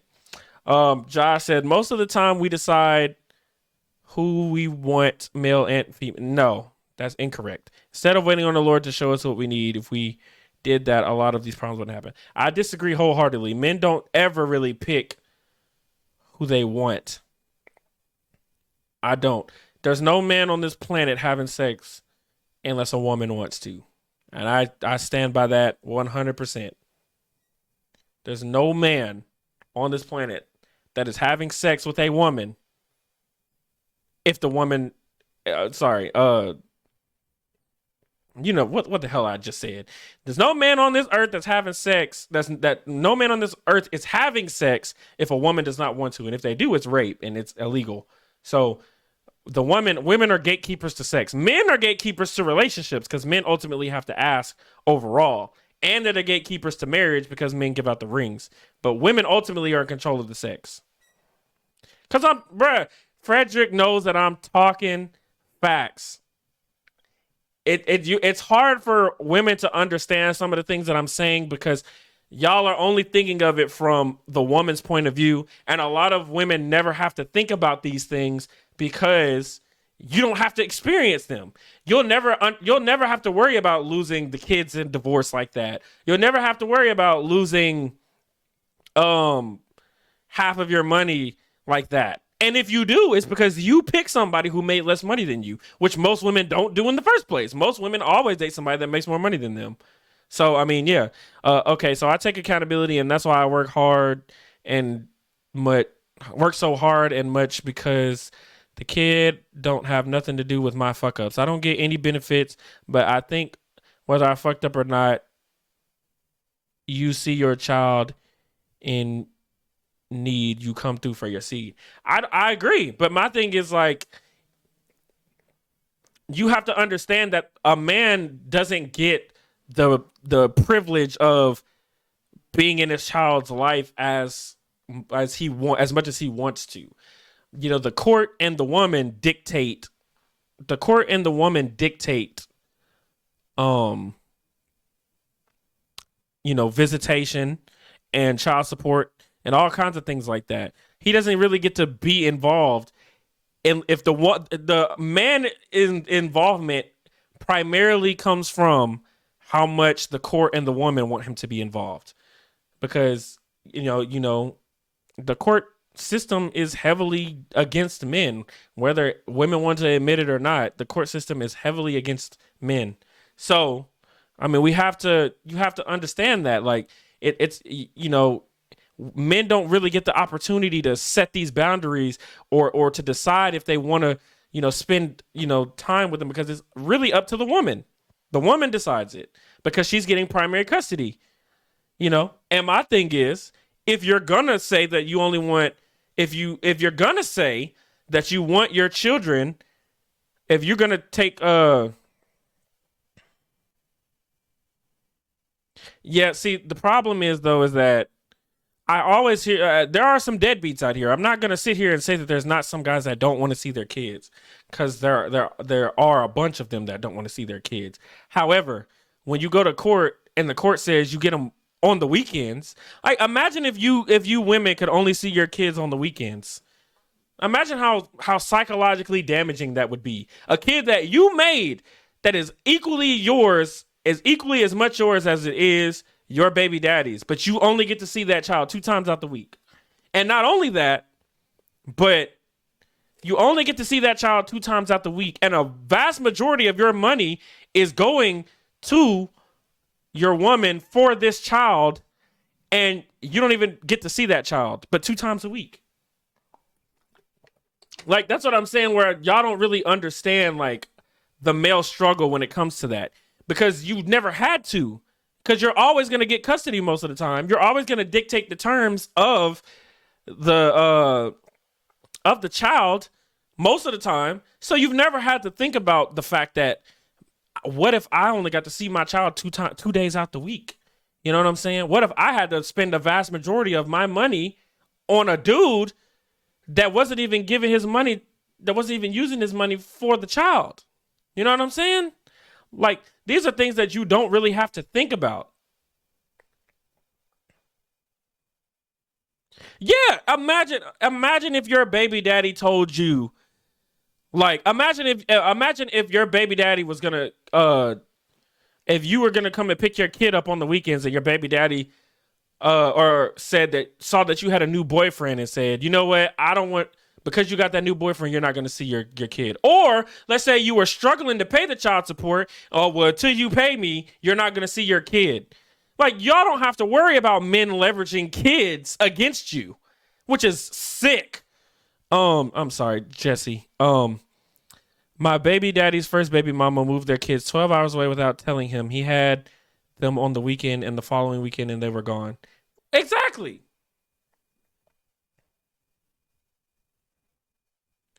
Well, what? Well, my thing is, he should have made better choices. But the thing is, it doesn't matter. The choices that a person makes does not matter. It's still his kid just as much as it is yours. So why do you have more rights than him? And also too, what would you consider? Who would you consider more irresponsible? Somebody that can afford to pay for the child and can afford to take care of the child, or somebody that depends on government assistance to keep the child and uses the money for that child on their nails and hair and stuff? Who would be more irresponsible then? Yes, but you know what the crazy thing is? If you're an awful BM, nobody cares. Nobody cares if you're an awful BM. That's the thing. Nobody cares if you're an awful baby mama. You can get away with being an awful baby mama a lot more than you can get away with being an awful baby daddy. Like she said, imagine if a man took his kid 12 hours away without telling his wife. Craziness. He would be, bruh, the police would be called and some more shit. We already know, bro. Like this is not new information. Like this is crazy, bro. Like y'all don't. I'm saying like y'all. It's hard for y'all to get it because y'all have never had to get it. You know what I'm saying? Like it's really hard for these dudes out here, bro. Right, but you know it would be considered kidnapping. He laid down with a bum. So did you. Okay. So did you. You laid down with a bum. So if he's not out here paying child support or if he's not here for his child, it was your choice to lay down with the bum, right? It works both ways. Come on with it. Okay, well, let's not forget that every woman risks their life. Every child they go into labor with. Not saying it justifies anything, but it takes two. It does take two. But again, you can't. My thing is, you can't complain about these things when us we have our own mistakes now. Okay. You can't complain about these things, right? When you made the choice to do it. You risk your life every time you have a child, sure, but you full well know that when you let a man impregnate you, when you're not on birth control, when you don't take a plan B, when you don't get an abortion, you know all of these things. So if you decide to go through with it, you can't complain. You know what I'm saying? Like you can't complain about the risks when you know the risk before you go into it. You know what I'm saying? Like I can't be like a skydiver and be like, well, you know, I'm sorry, that was stupid. I'm sorry. A deadbeat is going to be a deadbeat regardless, with or without assistant. I very much agree that the system is weighted. It takes, I don't know where I was going with that, respectfully, with the skydiving thing. I didn't. It takes more to prove a mother unfit than it does a father. The world is full of entitled people who can't take accountability for the things that they do and choose. I've never had to fight for custody or anything like that due to them choosing not to want it. But with that being said, I ain't out here chasing child support either. I may not have known those exact moments that I would end up pregnant, but I was aware there was. I wasn't talking about you, Mom. I was talking about when Chelsea said the thing about the um pregnancy um and the risk of dying and all that stuff. I may not have known the exact moments I would end up pregnant, but I was aware. Oh my gosh. Yes, you picked each other, so you're both equally responsible. But technically, no. When it comes to sex, you pick. You have most of the choice. You pick the man you have sex with because, again, ain't no man having sex if a woman doesn't choose. You ultimately have the choice to bring the baby to term because, again, a man has no say on if you get an abortion or if you take a plan B. There's no contraception for men. You have all the contraception. So if a baby is born in the world, you ultimately have the choice. Men have absolutely no choice. So you picked the man for sex and you decided the baby is born. So I don't understand how that responsibility, I don't understand how most of the fault would go on the men at all. I'm sorry, Jessica, I'm trying to finish, but the comments keep coming in. I may not have known this in parent. I was aware there was a chance, and I was aware that the type of guy I was laying down with. Do I agree with their choice not to have anything to do with the kids? Absolutely not, and I will never understand it. But that's on them. It ain't my business. Okay. Men can say no. Sure, you're completely right. Okay, so here's the thing. Um, men are the gatekeepers for marriage, right? I could say that women could propose to men, but it's just not really a high possibility. It's not a high possibility that men are going to say no. Women overwhelmingly control sex. Women overwhelmingly control sex. Ain't no man having sex. Men want sex from women, and women know that. Just like women want marriage and relationships from men, and men know that. That's why they're the gatekeepers. A woman's not getting married if a man doesn't propose for the most part. And just like a man ain't having sex if a woman doesn't say yes for the most part. So that's what I mean when I say that. Of course a man can say no. And of course a woman could propose. But you have to, I'm going off of the highest probability here. Okay, so I'm gonna move on to the third topic. Okay, and the third topic is just overrated questions. So what I'm gonna do is I'm gonna name a topic. Like for example, the first question is an overrated burger. So what I'm gonna do is just name a burger that's overrated, and then kind of go from there. All right, y'all can disagree with me. I like killing people for their food choices. So this isn't gonna be like one of those things. But on the next part, it's gonna be a Q&A. You can ask me whatever questions that you want, um, and I'll answer them. So the first one is overrated burger. I think that the Big Mac is one of the most overrated burgers in the history of burgers. I don't understand why people like it so much. It's not really that good. I ain't gonna lie, burgers at McDonald's are really kind of overrated overall. You really kind of go there for the chicken. So yeah. Overrated French fries. Overrated French fries. I would say that Popeye's French fries are hella overrated. I don't know why people be gassing them up like Popeye's French fries are just the shit. They really not. Popeye's French fries are kind of ass for real. Not gonna lie. I ain't gonna hold you. Popeye's French fries are kind of trash. uh, Overrated fruit. Um, I don't even eat Popeye's. Smart man. Plain with ketchup. Oh yeah, I forgot. You have a terrible palate, bro. Plain with ketchup on a burger. That's so disrespectful. Overrated fruit. I'd probably say like, no, they're not. Oh, they're not good at all. Overrated fruit. I'd probably say like apples are very overrated. Apples are incredibly overrated. Popeye's fries are disgusting. Sonic burgers? You think Sonic burgers are nasty? I don't think so. Or overrated? I don't think they're overrated. But yeah, Jack's fries are fire. Checkers has some good fries. Of course, McDonald's and pineapples are not overrated. I'm not gonna say pineapples. I would say probably mango, cantaloupe, apples. Just to name a couple. And any kind of berry, bro. Blueberry, blackberry, strawberry. All of those berries are overrated, bro. Cannot stand them. Just grapes. Oh, hell no. You did not just say grapes. Oh, no, no, no, no, no, no, no, no, no. No, you didn't just say grapes. I probably like, the sound probably went out. Grapes are overrated? That's watermelon. Oh, fuck no, you didn't say watermelon. Watermelon is the best. Watermelon is the best.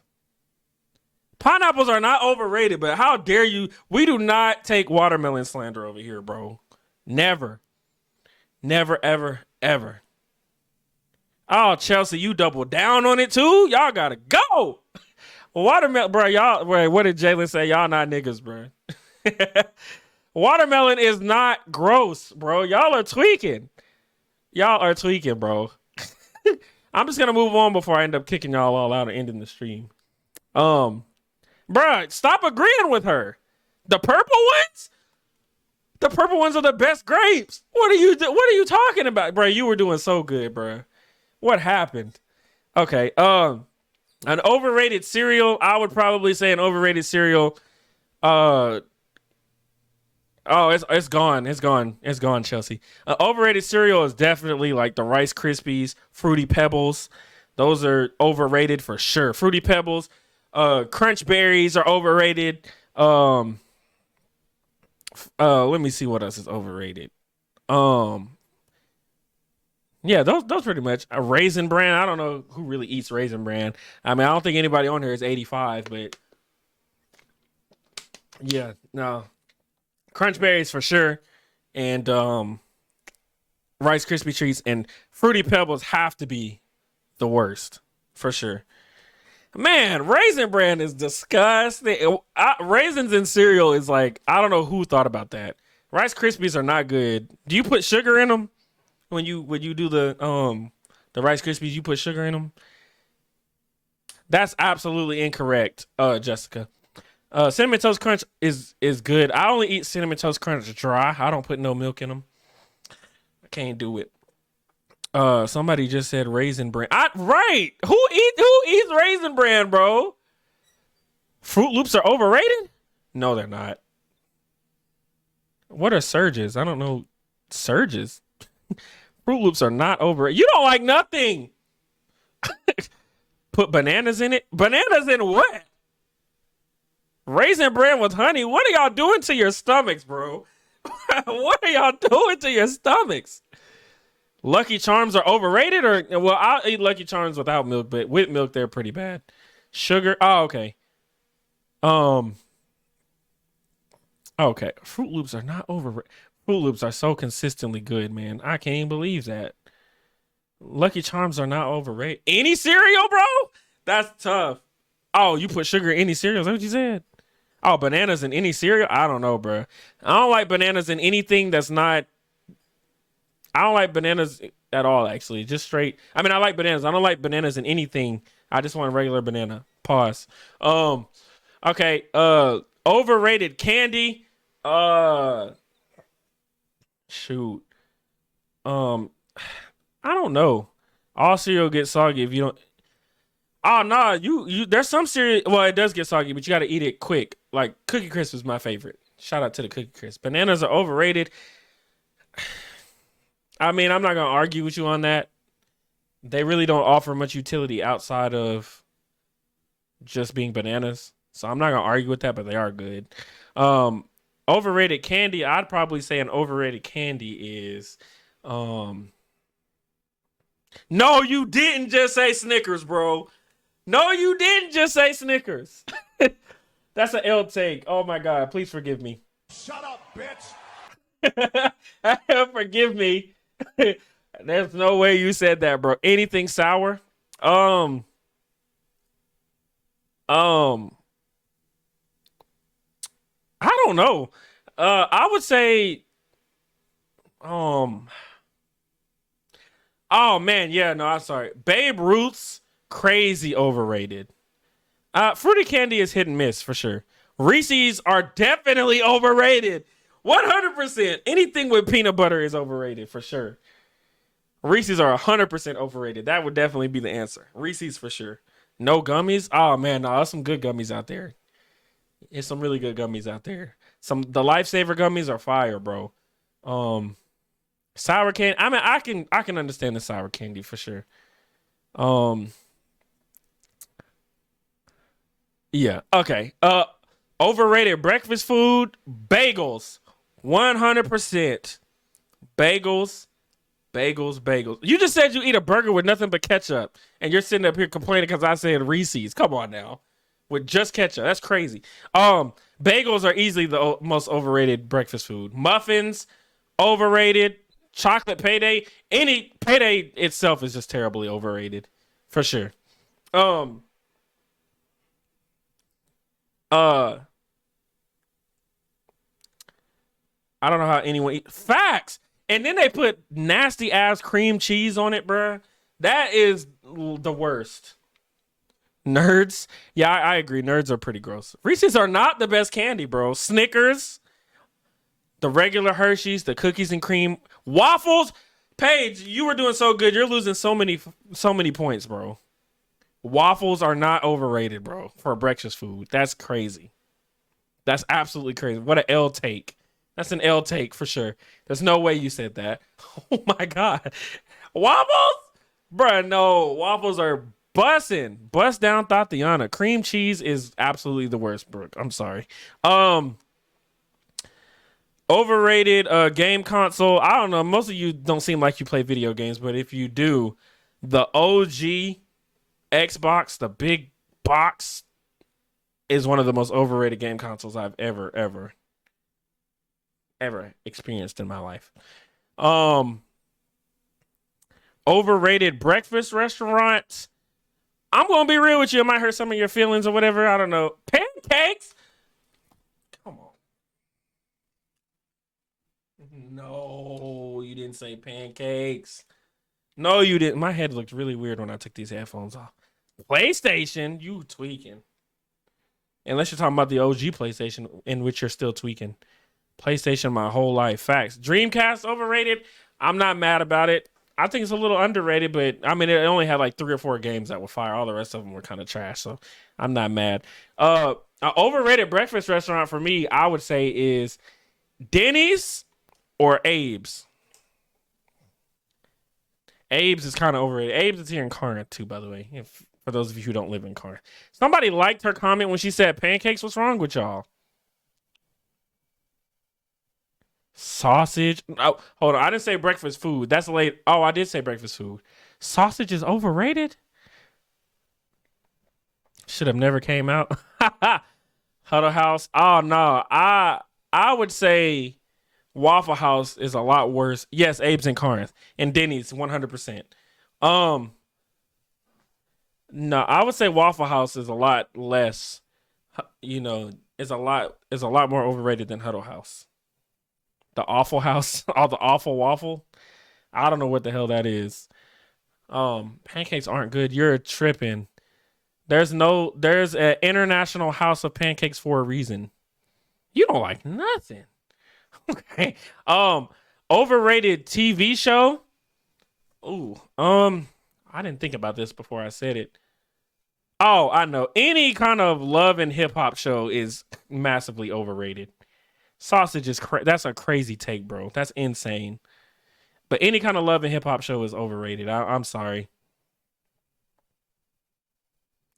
They do, but I mean, like they don't have any options like that. And the only reason Waffle House is good is because there's no IHOP here.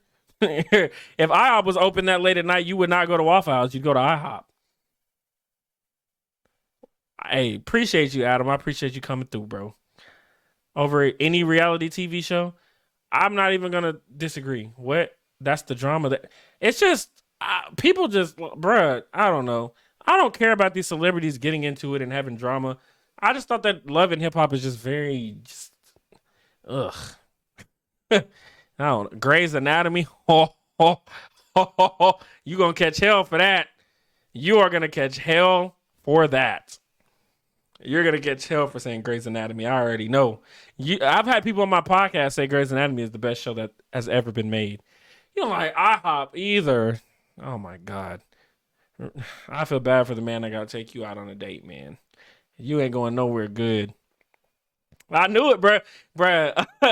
There's too many people. Yeah, exactly. Ghetto and Ratchet. It's just not. Okay, overrated. Overrated Little Debbie snack.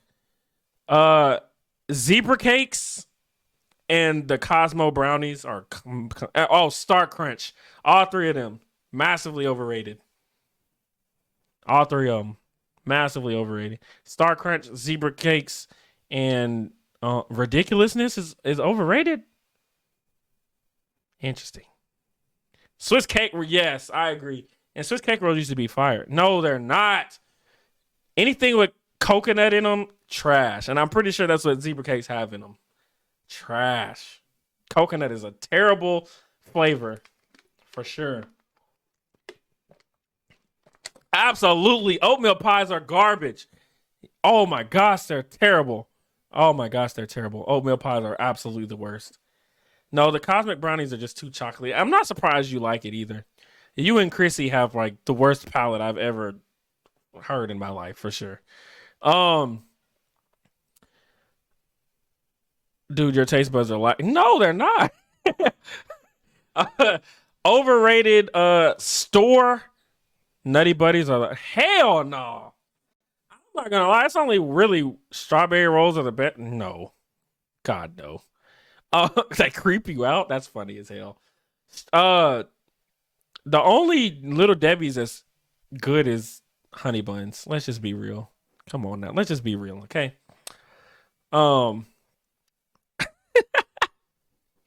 Oatmeal pie and some milk. Good night. All right. Overrated store Hobby Lobby for sure. Too many people hype it up for no reason. I mean, I guess it's good for like decorating. No, Hobby Lobby is a little too overrated for me.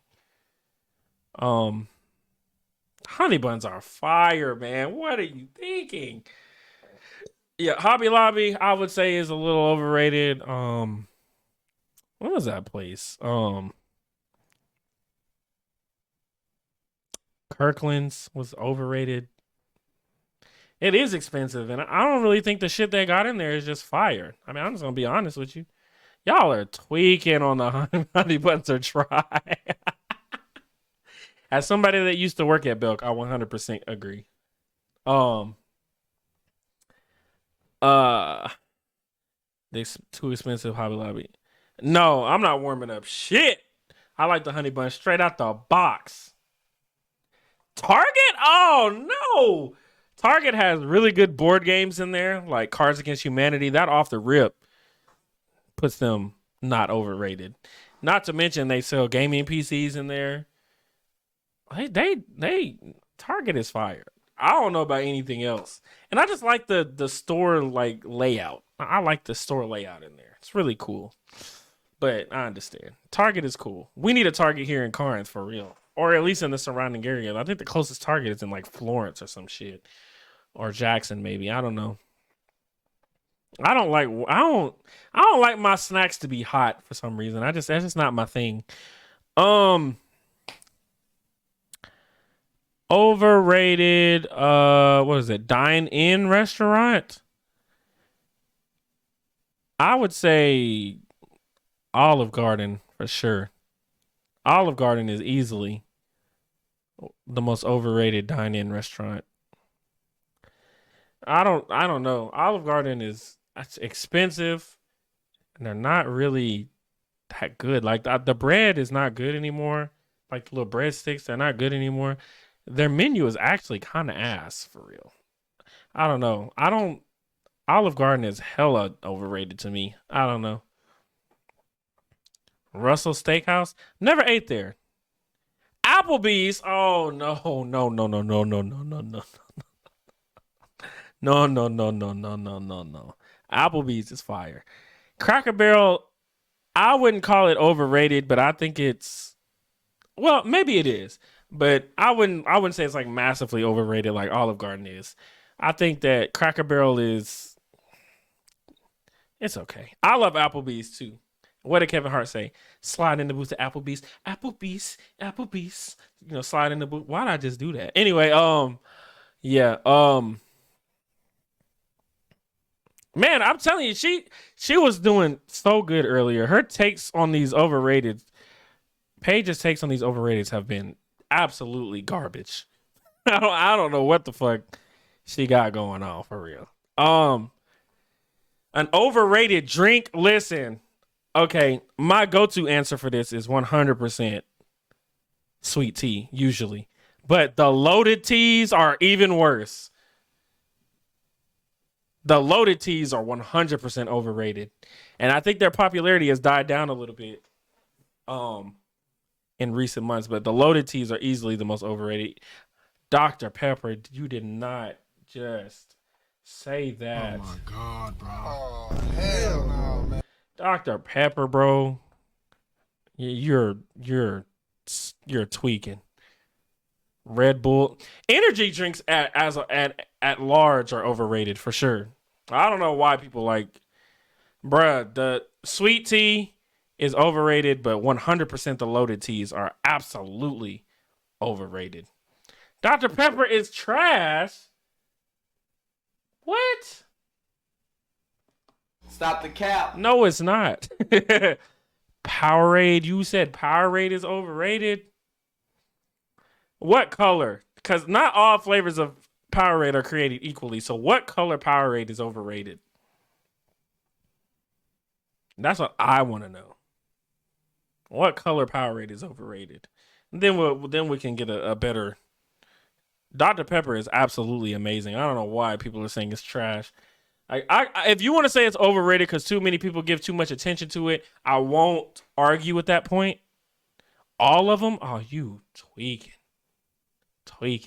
So them off-brand drinks be hitting for real. You tweaking. Powerade doesn't work. What don't work? What do you mean? What do you mean? Powerade don't work. Purple Powerade is overrated? Absolutely it is. The best Powerade is blue off the rip. I mean, excuse me, red. Red is the best Powerade off the rip. Blue is cool. Orange is cool. Everything else is trash. Green is awful. White is awful. Yellow is awful. Green is awful. Dr. Thunder is fire. What do you mean? You don't like Dr. Thunder? You don't like Mountain Range, nigga? You don't like Mountain Range, nigga? You know, like orange. I guess orange. Off-brand orange is just orange. Yeah, blue is cool. I ain't gonna argue with blue. Orange is fire too. Okay, I'm gonna move on. An overrated car. Oh man, Fireball. Oh, so you're doing alcoholic drinks too. Okay. An overrated car. Oh man, Mustangs, bro. Easily. I know a lot of y'all gonna say Ford, whatever. Mustangs are easily overrated, bro. Altima, I agree. I agree. Altimas are a little overrated, but I think Mustangs are very overrated. Chargers, ooh, Charles wouldn't like that. I don't have a Charger. I actually like Chargers. Definitely Mustang. Absolutely. Altima, yeah. I mean, I agree. Altimas for sure. Um, I don't have no Charger. Out of the lineup, I think it's Charger, Challenger, and there's one Camaro. I think Chargers are the least appealing of those three. Any two-seater is overrated. Oh no, you tweaking. Nah, you tweaking. You tweaking. You tweaking. You tweaking. You tweaking. Tahoes? Really? You don't like Tahoe? I actually like Tahoes. We ain't worried about Charles. We'll still race. That's funny as hell. I love Tahoes actually. I like them. I can understand though. A lot of people have them. I don't know. All the Mustangs are overrated to me personally. Um, Overrated holiday.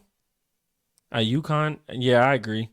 Overrated holiday. Everybody knows it's well documented. Thanksgiving is easily one of the most overrated holidays of all time, for sure. Thanksgiving for sure. Overrated holiday. I don't oh Halloween. I mean no, Halloween is the best holiday, but uh that and Christmas. But Thanksgiving 100% overrated for sure. Can't fuck with it. When I choose a car, I think of my family and friends. Fuck them kids. That's what I think about. Oh, whoa, Christmas is overrated. That's tough. Valentine's Day is hella overrated. Um, it's fuck them kids. I'm not thinking about family. Actually, when I buy a car, I think I'm gonna get a two-seater because I don't want nobody to think they can put a car seat in this motherfucker. Fuck them kids.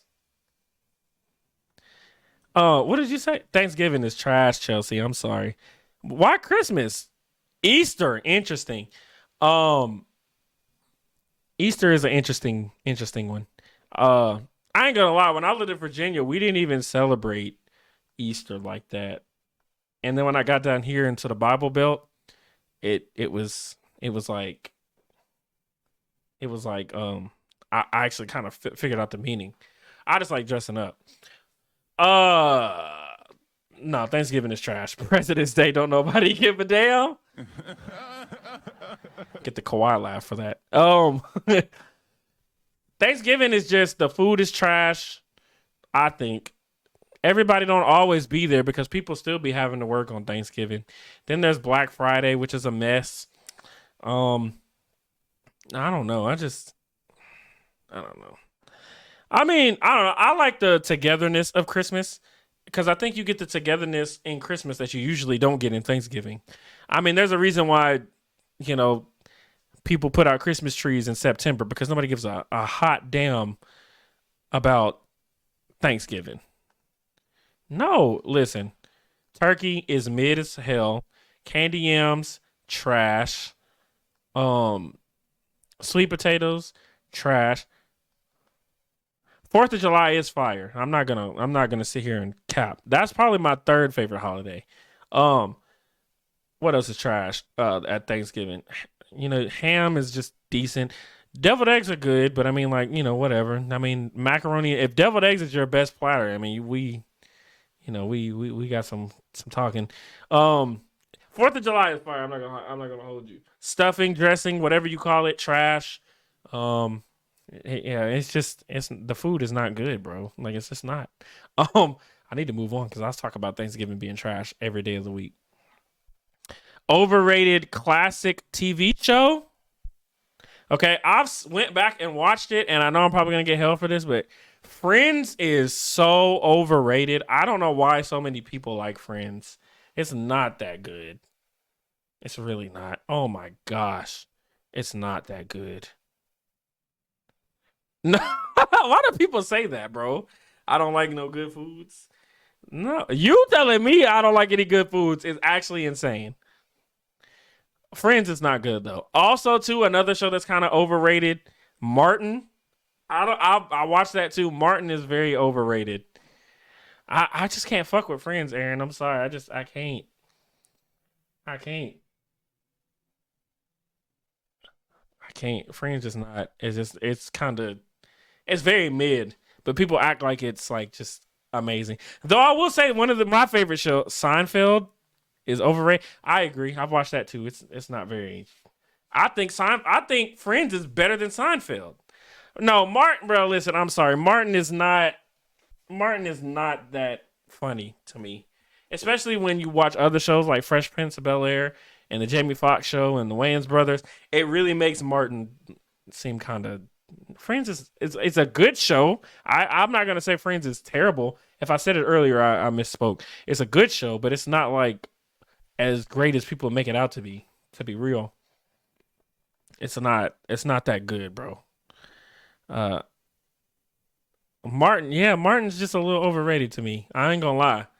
Uh, I like Fresh Prince a lot better. You know, I that's just me personally. I mean, I that's just me personally. An overrated cartoon. I don't know if any of you have ever watched Phineas and Ferb, but it is hella overrated. I Phineas and Ferb is it's not not that good. Not that good. Shit. I'm sorry to y'all that like Friends. I'm sorry. It's just not it ain't hitting like that. Um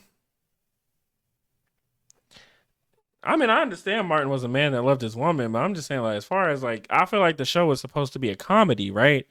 A romantic comedy maybe. But it's not that funny to me. I don't know. It's not that fun. Dora is overrated? Oh god. Hold on, bruh. Not Dora. Dora the Explorer. Dora! Bruh, that's crazy. Swiper, no swiping. Swiper, bruh, all the quotables that came from that show, you tweaking. I can't stand when characters don't talk or I can't see their heads. Are you talking about like the lady off the Powerpuff Girls or something? Oh, nah, Brooke. What did Brooke say? Oh, Dora. Yeah, Brooke. Yeah, you tweaking. Dora is fire. Dora is fire. uh, yeah, but I say Phineas and Ferb for sure. Um, that's an overrated cartoon for me. Overrated chicken. So, what place has overrated chicken? I mean, the answer is very simple. Zaxby's has overrated chicken. Zaxby's. How dare you say Courage the Cowardly Dog is overrated? That's absolutely an asinine statement. You know what? You know what? Where's the damn? Let me give you a thing. Oh. Hey yo, what the fuck? Popeye's chicken is overrated. I agree as well. Can you say hola? Right. Talk to him, Chelsea. Um, Courage the Cowardly Dog is amazing, man. I don't know what y'all talking about. KFC is overrated. Their chicken? I don't know about that. I don't know about that. I don't know about that. KFC is chicken is fire. I ain't gonna lie. I don't think KFC chicken. I think that KFC's chicken is perfectly average. Like they're not like just crazy good, but they're not just crazy bad either. They're just perfectly average, right in the middle. What you would expect chicken to taste like. Like they're not like overly hitting and they're not overly like missing either. I think KFC's chicken is perfect. It's just perfect. It's like the perfect balance of good and bad. You know? I ain't gonna block you for that. That's an L take for sure. But I mean, it's not like the damn, what'd you say like earlier? Courage the Cowardly Dog take. That shit was booty. I don't know why you said that. But nah, Dora be like, do you see it? And you show and tell Dora 8 times before she's. I agree. Oh, did it twice. I agree. Dora is a stupid bitch sometimes. But she's trying to, we were kids and she doesn't know that we know we can see it. You know, sometimes we be looking and don't know what the fuck going on. You know what I'm saying? Um, See, all of y'all that are on here commenting, y'all would love it if y'all come to the show live. Stop playing and just come to the show, bruh. What was the next one? Overrated type of food. Mexican food is hella overrated. Too many of y'all want to eat Mexican food, and it's really not hitting like that.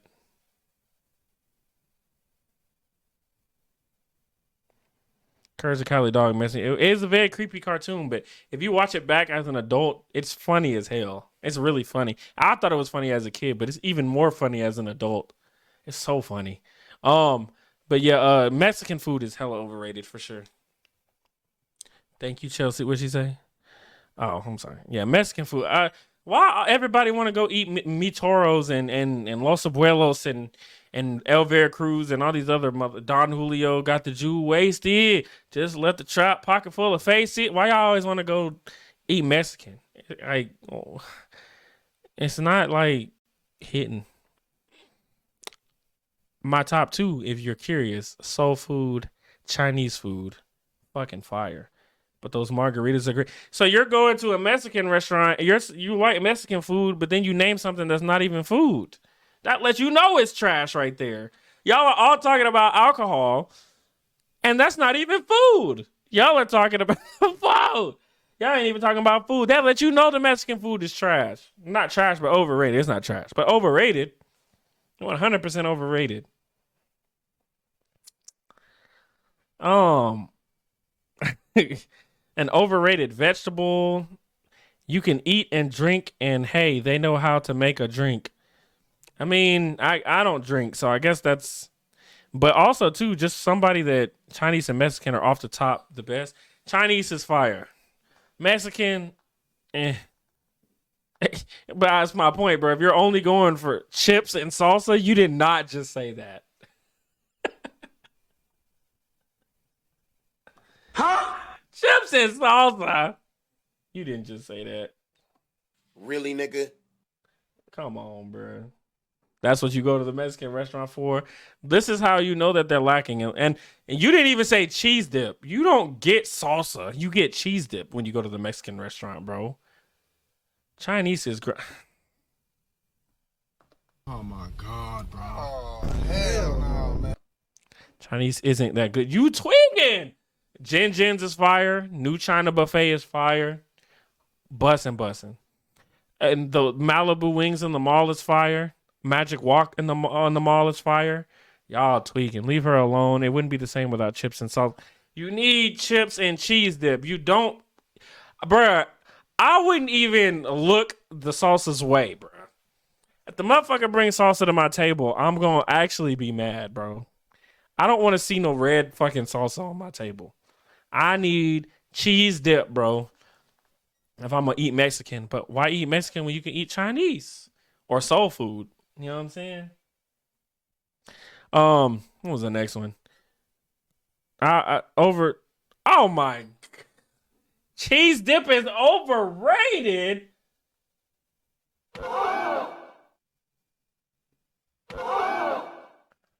Cheese dip is overrated.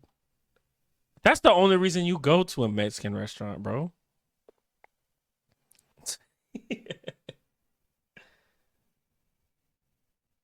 Ain't no. Oh, okay, that's what that was. That was one that was. It come with the that's how you know it's trash because they give it to you complimentary, bro. They trying to get rid of it.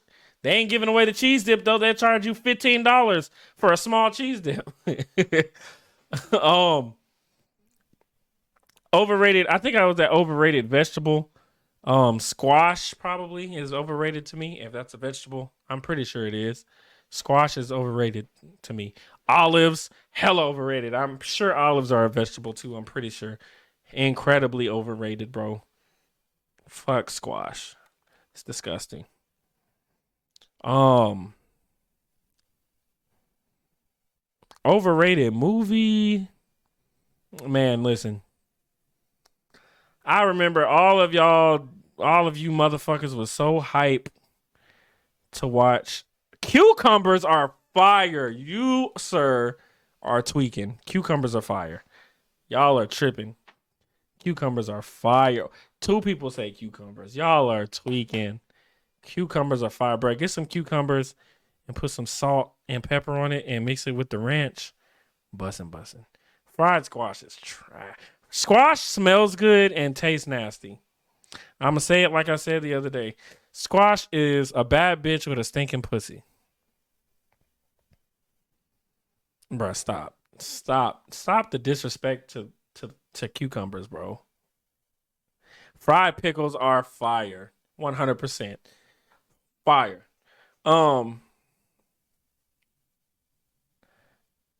What was I at? Overrated movie? Yeah. Anybody that doesn't say 50 Shades of Grey on here for an overrated movie is lying to themselves. All the 50 Shades of Grey movies, complete cheeks. Ass. Like I why? Yeah, the 50 Shades of Grey movies are complete ass, bro. I don't know why people like them, bro. They're not good. Trash, booty cheeks. I don't know. And you know what's funny is that y'all will sit here and bash people for watching porn, yet y'all went to a movie theater with 100 people and watched pretty much softcore porn. It's crazy to me. Also crazy too. Magic Mike. I feel you. I feel you. Um, Read the books. Never seen the movie. Books are better anyway. I can't read books, bro. I don't have the attention span to read books. 50 Shades of Grey are hyped, way too hyped for what they are. I mean, it's softcore porn. And it's not even good sex either. Don't nobody have sex like they do in that movie, bro. I bet none of y'all have sex like they do in that movie. The Wrong Turn movies are overrated. uh, I kind of agree with the Wrong Turn movies. They were kind of ass, to be real. Um, I don't know. I can't. I just can't. Saw. Oh my god, bruh. The Saw movies were so interesting, bro. Now I think they got progressively worse, but like the original and the second one for sure, fire. Once they started revealing him, it was kind of the Halloween movies are overrated. Now that I will agree with 100%. I don't. That's you're finally talking some shit. Yes, all million of them. Not a million. Um, Overrated rapper.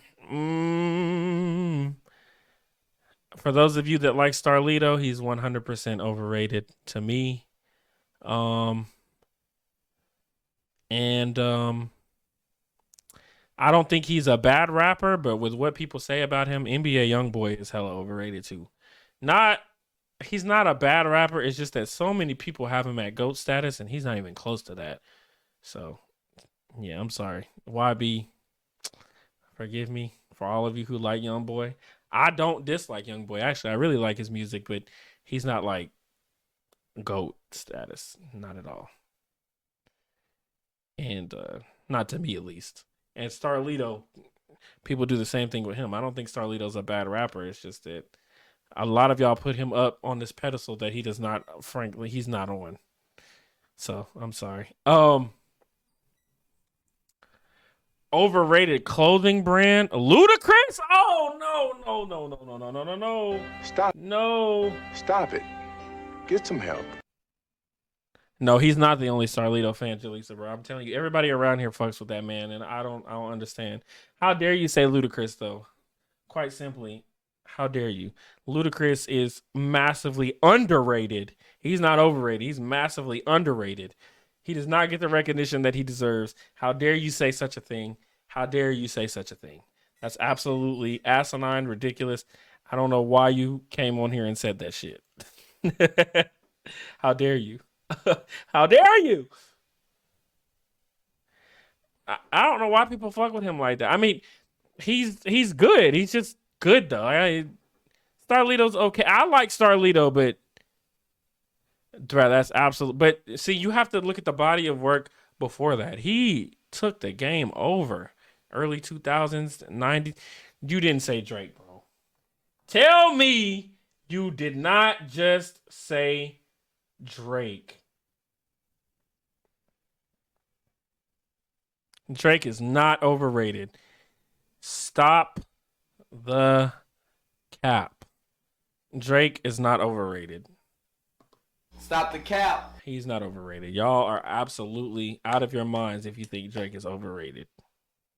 If Drake is not in your top 5, then you are massively underrating him is what you're doing. Drake is top right now of musical artists. He's in the top 5. You can't argue that. He might be at the top of musical artists. I'm not talking about lyrically. I'm talking about of making songs and making great songs. Top 5, bro. That's absolutely ridiculous. Almost as asinine as saying Ludacris is overrated, because that's crazy. That's spicy. That's a spicy take right there. My next question was an overrated clothing brand. All right. Talk to him, Brooke. Overrated clothing brand. I ain't gonna lie, bro. I see a lot of people wear Columbia around here. Kanye is not overrated, bro. Oh my gosh. Oh my god. Kanye is not overrated. Oh my gosh. A true light skin? I'm dead. I was gonna talk about Columbia being overrated because it is a little overrated, and I have Columbia stuff here, but ain't no way she's. You just said Kanye, bro. That's 2 L takes from you, Aaron. 2. And most people that say things about Kanye don't say anything about his music. They just talk about Degrassi. I don't know too many people that have Degrassi up really high anyway. But I mean, I feel you. Nah, Kanye is not overrated, bro. Most people just talk about his antics, but his music is fire, despite the antics. So Columbia, yeah, that's an overrated clothing brand. An overrated app. I would say an overrated app probably that I agree with you, Phaedra, but he still makes good music, man. An overrated app that I see people use for sure.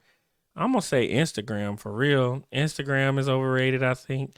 Also, Pinterest. Like, I don't see the buzz for around Pinterest.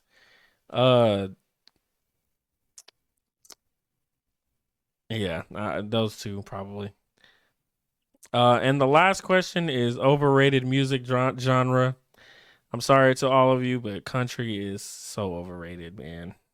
It's so overrated. I can't fuck with it. I just cannot. I can't, man. I can't. I it's just not for me personally. Definitely IG and Pinterest. Pinterest is the GOAT. Nah, man. Nah. Nah. Nah. What it's not. What are you talking about? It's not. Which one? What is not? Ooh, there's some of y'all that have been here the whole 2 hours and 15 minutes that I've been recording. Well, I'm gonna let y'all get y'all's last thoughts out. And I don't like if you don't like Morgan Wallen, he be talking that shit. Nah, I'm not a fan of Morgan Wallen, because I'm not a fan of country music. I just don't fuck with it. I used to think like that until I listened to OT. Who the fuck is OT? I don't know what that is. Over trash, because that's what country music is. You see what I did there? So you go for recipe styles and such. Make up your own styles. Make your own recipes up. Get a cookbook. Hell, how about that? Listen, Morgan Wallen, I just don't like country music, bro. And I don't know. He ain't gonna never come see none of y'all dog asses anymore anyway. It is to me. I mean, I understand people like it, and I'm not gonna lie. Like, I love me some good. I like hearing Chris Stapleton's voice or whatever, but that's about it. Country music has a lot more duds to me, and it's just because I don't relate. I think I don't really relate to the lifestyle, and I don't like the tune of country music. You know what I'm saying? And here specifically in the South, it gets forced down my throat a lot. You know, and people tell me they don't want to listen to rap music because it's too vulgar. Yet there's a whole bunch of country music that's vulgar that they play all the time in stores. But because it's country music, I mean, they just play it, and I'm just like, it's just not. I don't know. I mean, there's literally a song called "Dick Down in Dallas" that they play all the time. But you can't listen to a rap because it's too bad. Like, come on, bro. And "Dick Down in Dallas" isn't a bad song. I'll be the first to admit it. I'm not gonna lie. But anyway, while y'all are finishing up the rest of your reactions and such, this is the last topic, and if y'all don't have any, then I'll just end it. But it's a Q&A portion. So what it is you're just gonna I'm gonna open the floor and I'm gonna let y'all ask me a question that you want me to answer, and I'll answer it the best of my ability. And if you don't have any questions, which I'm gonna wait till about 9:25, and if you don't have any questions, I'm just gonna end the stream. Well, I'm gonna move on to the last thoughts on the show, and then we'll go from there. I'm glad. I'm gonna have to do it again, Brooke, for sure. I have an actual in-person podcast tomorrow, but you can ask all the questions you want. I'll answer them. I appreciate you stopping by, Brooke. Thank you for coming. For sure. I appreciate the love for sure. But anyway, you can ask plenty of questions. Whatever you want to ask me, I'm gonna answer it. This is a Q&A, so ask whatever. I don't really care what the question is for the most part. It is about to get good. Depending on the questions. I don't know. People might ask stupid questions like, "What's your favorite color?" or some shit. I don't know. But I'm gonna wait till 9:25. If I don't have any questions by 9:25, I'm in this bitch. So I'm gonna let y'all. I'm gonna just sit here, I guess, and wait or say some stupid shit, like So what about airline food? Oh man, dude said Ludacris is overrated. I cannot believe that shit. Um, don't know about it. Okay, so if some of you are just coming in, well, ask a simple question. Um, you can ask a simple one. Uh, again, are kids better in a single mother home or a single father home? If you want me to be completely honest, I think they're better in a single father home because, um, I mean, I think men are a lot more logical than women. Women are a little bit more emotional, and it's hard to make good decisions when you're emotional most of the time. And I think if you're with a logical person, that's not emotional, he's not going to really break down in front of you when things are rough. He's just going to figure out a way to do it because that's how men are wired to be. So I think kids are better in a single father home than a single mother home, personally.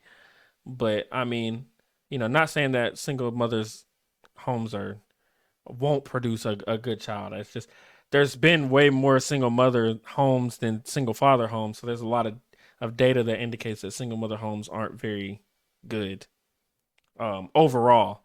I mean, I know it hurts a lot of women when I say that, and I'm not trying to specifically target a single person. It's more so like when you look at it in general. I mean, there's statistics to back up everything that I said about single women producing degenerates of society on a balance of probability.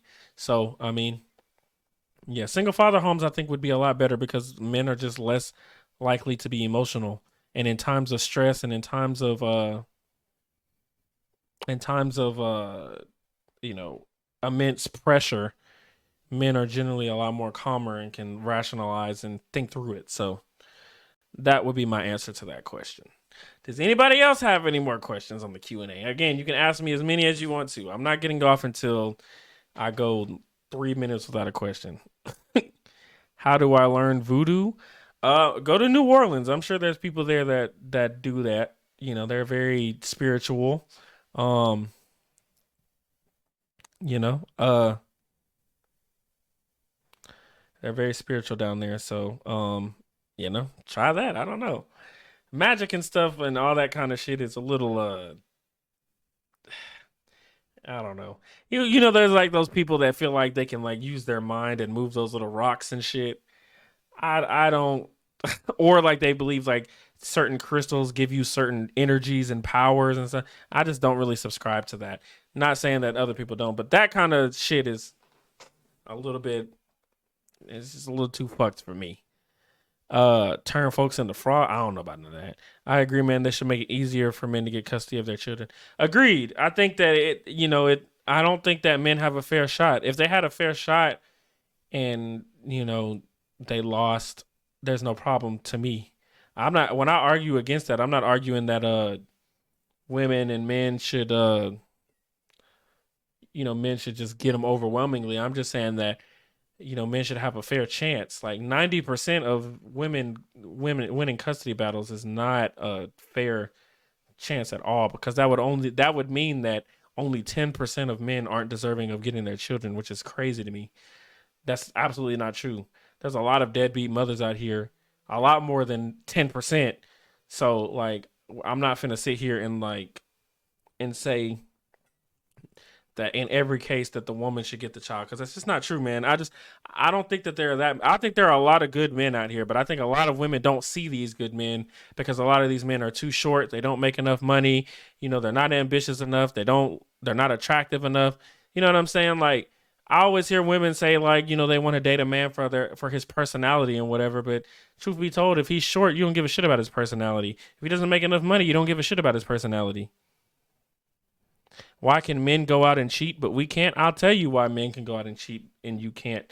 Because men don't have to have, and cheating is not right, but why men do it and it's not looked at as bad is because men don't have to have any kind of connection with a woman to have sex with her. You, on the other hand, aren't going to just fuck some random. You're going to fuck somebody, generally speaking, you're going to fuck somebody that has some sort of connection with you. You're not just going to go to the club and meet some random dude and fuck him unless you're just incredibly drunk. But if you have free will and choice and you're not influenced by any kind of drug or alcohol, you're probably going to get a guy that you're close to, that you're friends with, or that he's close to or he's friends with. Because men, like I said, will go to the club and they'll go to the club and see a girl dancing. They'll fuck her and never talk to her ever again. But you, on the other hand, if you're gonna go, most time if a woman cheats, it's with somebody that they're close to. It'll be with his guy best friend. It might be with his best friend. I'm just telling you what it is. A lot of women can't have detached sex like that. Not a lot of women are capable of sport fucking. You know what I'm saying? Like, if a woman goes out and fucks another dude when she has a man, it's usually because that man is deficient in something that she wants, right? So maybe, like I said, he doesn't make enough money. Maybe he's not as romantic. Maybe he's not a good listener. So you'll go and find the qualities that he doesn't have in the guy that you cheat with. But as a man, it doesn't matter. He's just gonna go fuck some random bitch from the club. You know what I'm saying? Or some random bitch somewhere he meet on Facebook or something like that. Well, that's what I'm saying. But I understand what you're talking about when you're drunk. But that's what I'm saying when I say like when you're not under the influence of something. When you're drunk, it's way different. I mean, I understand you're not really in as much of control as you do. That's why most time, and you see it most of the time when women go out and they have sex with a guy and they're drunk, they wake up and they instantly regret what they did the night before. Like they regret having sex with a man, but you'll never ever see a man regret having sex with a woman for the most part. It's very rare that a man would wake up and even if she's ugly, I mean, men will fuck anything, bro. And that's why it's different because men will fuck anything. So if they'll fuck anything, they don't have to have any kind of attachment to it. It hurts a lot more too because you have to think about what a man has to do to get your attention in the first place. So just imagine like me working my ass off to get your attention and you just let some other guy come in and just fuck you for the free ski. No, it's damaging to the pride because I had to climb a mountain to get your attention, to date you, take you out on dates and all kinds of stuff like that. But, you letting this other dude pretty much take the elevator up, if that makes sense. Like he gets a free pass to get to the top of the mountain where I had to climb and work my ass off to get you. And you just giving away the pussy I worked so hard for to a dude that's frankly undeserving. So that's why men can cheat. Men can't cheat, but that's why men cheat, and women, it's not really in a woman's best interest to cheat. Because I don't think most women want to cheat on their man for the first. And most of the time when I hear women say they cheated, it's well, or it's like, well, I cheated because he cheated. Like, you didn't want to cheat. You just did it to get a lick back. And when you get your lick back, you usually cheat with somebody who you don't really want. That person that you cheat with don't really want you because they just wanted to fuck you. And then the dude that you go back to ain't gonna really want you either because you cheated on him. So it's like, it's an L all the way around for you. Like, a man will literally fuck a girl and never talk to him again. You can get your lick back if you want to, but I'm just saying that overall, you don't really gain anything from it. A man, because a man can literally fuck a girl and it's just a piece of pussy to him. Most men, a lot of women can't fuck a dude and it just be a piece of dick to them a lot of the times. Because you're not going to just fuck some random. You're not going to fuck a guy you don't find attractive, Man, listen. They're going to come back because men don't leave women like that. Men don't want to leave women because men face a lot more consequences from leaving in marriage and in relationships. Because you'll notice, like, if you were to leave a guy, you could probably replace him like that. Sorry, you didn't see the snap. Like that. But a man can't always replace you that easily because it's not easy for men to just bounce back and get in relationships with women like that. Because it's really hard. A lot of women's standards are really high and a lot of men don't meet their standards if they're even visible to them. I mean, there's a study out. They did a study on Tinder and OnlyFans, and OkCupid and all kinds of dating sites. And they found that women on dating sites like hit the X and deny men 90% of the time. I want one gone right now? What you mean? Anybody else have any questions, by the way? What do you mean, Auntie? Trying to see what you mean.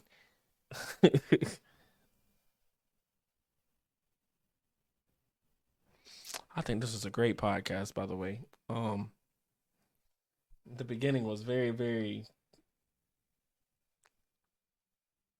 it was a lot of good dialogue in it. I didn't get to add anybody because I don't really know how to do that shit on the PC. I could do it on my phone for sure, but the setup was a lot better. I'm just sitting here talking to myself like a dumbass.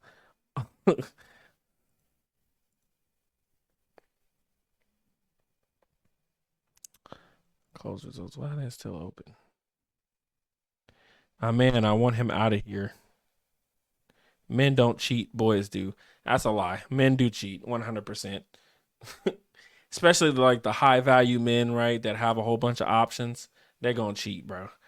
Most men are only as faithful as their options. If you can get a man that's not gonna cheat and give him $3 million in a Lamborghini and he'll be fucking bitches tomorrow. We already know how that works, bro. Men will cheat. They do. I mean, dudes are gonna cheat. It is what it is. And when you're with a guy that's of a higher status, it's way more likely to happen. Way more likely to happen. I mean, it's just the truth, man. I'm not gonna sit here and lie to these women, bro, and act like men don't cheat, because they do. There's men that'll take care of their families and do all the things that they can, and they'll step out and go, on a business trip and fuck a girl and come back home. And that's the thing. I mean, I don't disagree with you that there's different forms of cheating, but I mean, I don't know. I think that you're in a good position. You don't have any kids. You're young. I would say that, just do everything. If you want to get a man, I would say, because a lot of women don't really understand this, but do what is I would say it would be incumbent on to you to be attractive to most men. Find out what men like and then try to do that. You know what I'm saying? Because a lot of women don't really care what men like. Because really and truthfully, you don't have to care what men like. because regardless of how mediocre you are as a woman, a man will approach you regardless. And that's why a lot of y'all, end up suffering because y'all don't know what men want in relationships. It is different forms of cheating. You are correct, but I would say,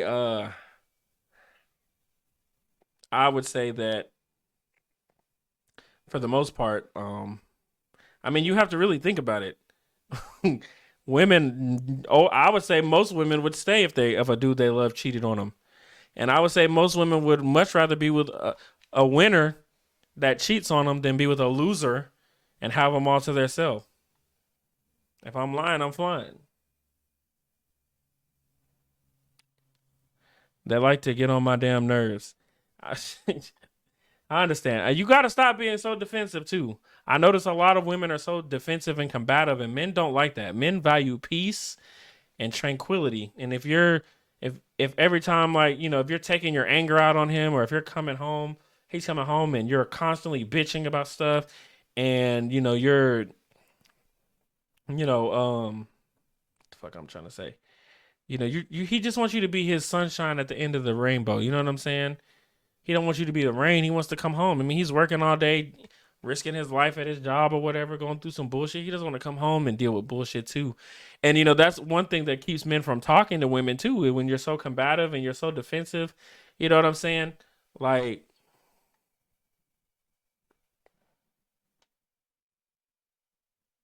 um, I mean, I understand what you're saying. I do. Why will a good woman stay in abuse but leave a good man? Just random question. I don't think that. I think women just like drama. I don't think women want a good man overall. When I say a good man, I mean like, a man that stays in the house, that goes to work, comes home, because that's boring to them. Women like excitement and spontaneity. If there's drama and stuff to argue about, it keeps the relationship fresh. It sounds crazy, and I could be wrong, but I mean, you always hear about women talking about their toxic exes, but you don't ever hear them talk about that one that got away, because usually, they don't go for that guy. They want women want the guys that have a lot of the status, and most of the guys that have the status are assholes. You know what I'm saying? Well, that's 100% the problem. Hood niggas, you cannot expect a hood nigga, respectfully, to treat you like you worth a damn. Because hood niggas have high status, generally, because they're probably selling drugs or whatever, and that they don't have a lot of respect for women, to be real. So I mean, you can't expect them to, like, you mentioned inmates before. Like, what do y'all really expect from inmates, bro? Y'all expect inmates to be faithful? Hell nah. Men, I think a lot of men aren't going to be faithful in the first place, but those type of men 100% are going to be faithful to you, and they're going to play with you. Hood niggas ain't the way to go. If that's what you're attracted to, then for sure, you do what you do. Because, like, again, I'm not going to shame anybody for their preferences, but you also have to understand what comes with that, and that if you can accept what comes with the territory, you'll be fine. You know what I'm saying? Like, I can't get with a hoe and then, like, expect her to be monogamous to me.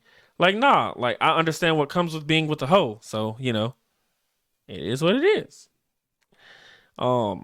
But yeah, Aaron, I just think that women they like spontaneity and abuse. And I think women, oh man, I think women will rather be with a man and try to change him into the man they want him to be, instead of just accepting the fact that he's a piece of shit. They just always hold on to the thought that he'll change. And that's why they fail, because men aren't going to change. I mean, men are, what his lifestyle was before is what attracted you to him. So why would he change? See what I'm saying? Same with these hood niggas, auntie, respectfully. I'm telling you, these hood niggas are what, like, being a hood nigga is what attracted you to him. So why would he change? He's going to continue to do hood nigga shit. You know what I'm saying? It just is what it is, man. They will change for who they want. No, they won't. Man, if a man changes for a woman respectfully, you're not going to respect him. He's not. You're not going to respect him. You like men that are strong and dominant and and powerful and can lead you and can do all these things. You don't want a man to have to change, and because I mean, you fell in love with what he already was, so why would you want him to change? All right, man. Hey, be easy. Good conversation. Thank you so much for dropping by. I appreciate you so much. Have to come on the podcast in person one day. So to y'all aunties, I'm not gonna lie. I'm 2.5 hours in. It's almost 10 o'clock. Um, uh, I'm sorry. Hold on. I really enjoyed this, but I'm gonna probably have to end this shit. You know what I'm saying? I really got to edit all of this shit, bro, and then I got to prepare for my podcast tomorrow and stuff like that. I appreciate all y'all. This was a great conversation. I'm gonna definitely do this again. Hell, I might start doing this once a week, but if I do it once a week, less and less people are gonna come in there. So, um,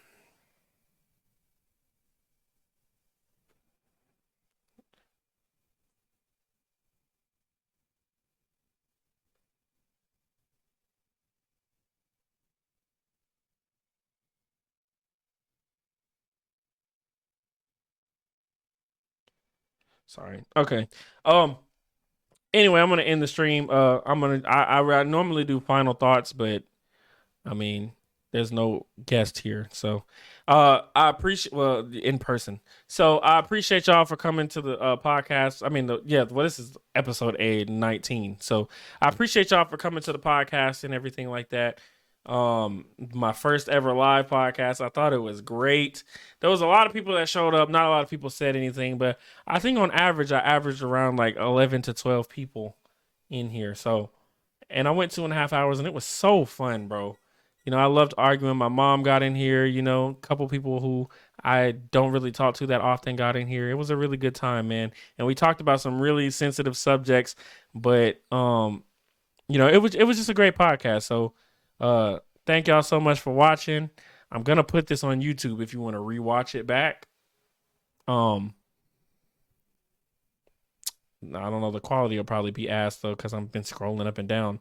But yeah, if you enjoyed it, be sure to like, comment, and subscribe. I'm going to holler at y'all on the next one, man. And y'all be easy. Thanks again. Well, look at you. You've made it to the end of the video. Thank you for watching. I hope that you come back and watch some more. I hope you share the video. I hope you like it. I hope you comment on it. Tell me how you feel. And, as always, if you want to be on the show, hit the socials. And be sure while you're here to just watch this clip right here. The hamburger stay Dinner bell. either dinner bell or the barrel. Okay. They know they do Cracker me Barrel good. nice. They do me good. Listen, I'm telling you, if you get y'all have a good day, and thank you for watching the Realest Living Podcast.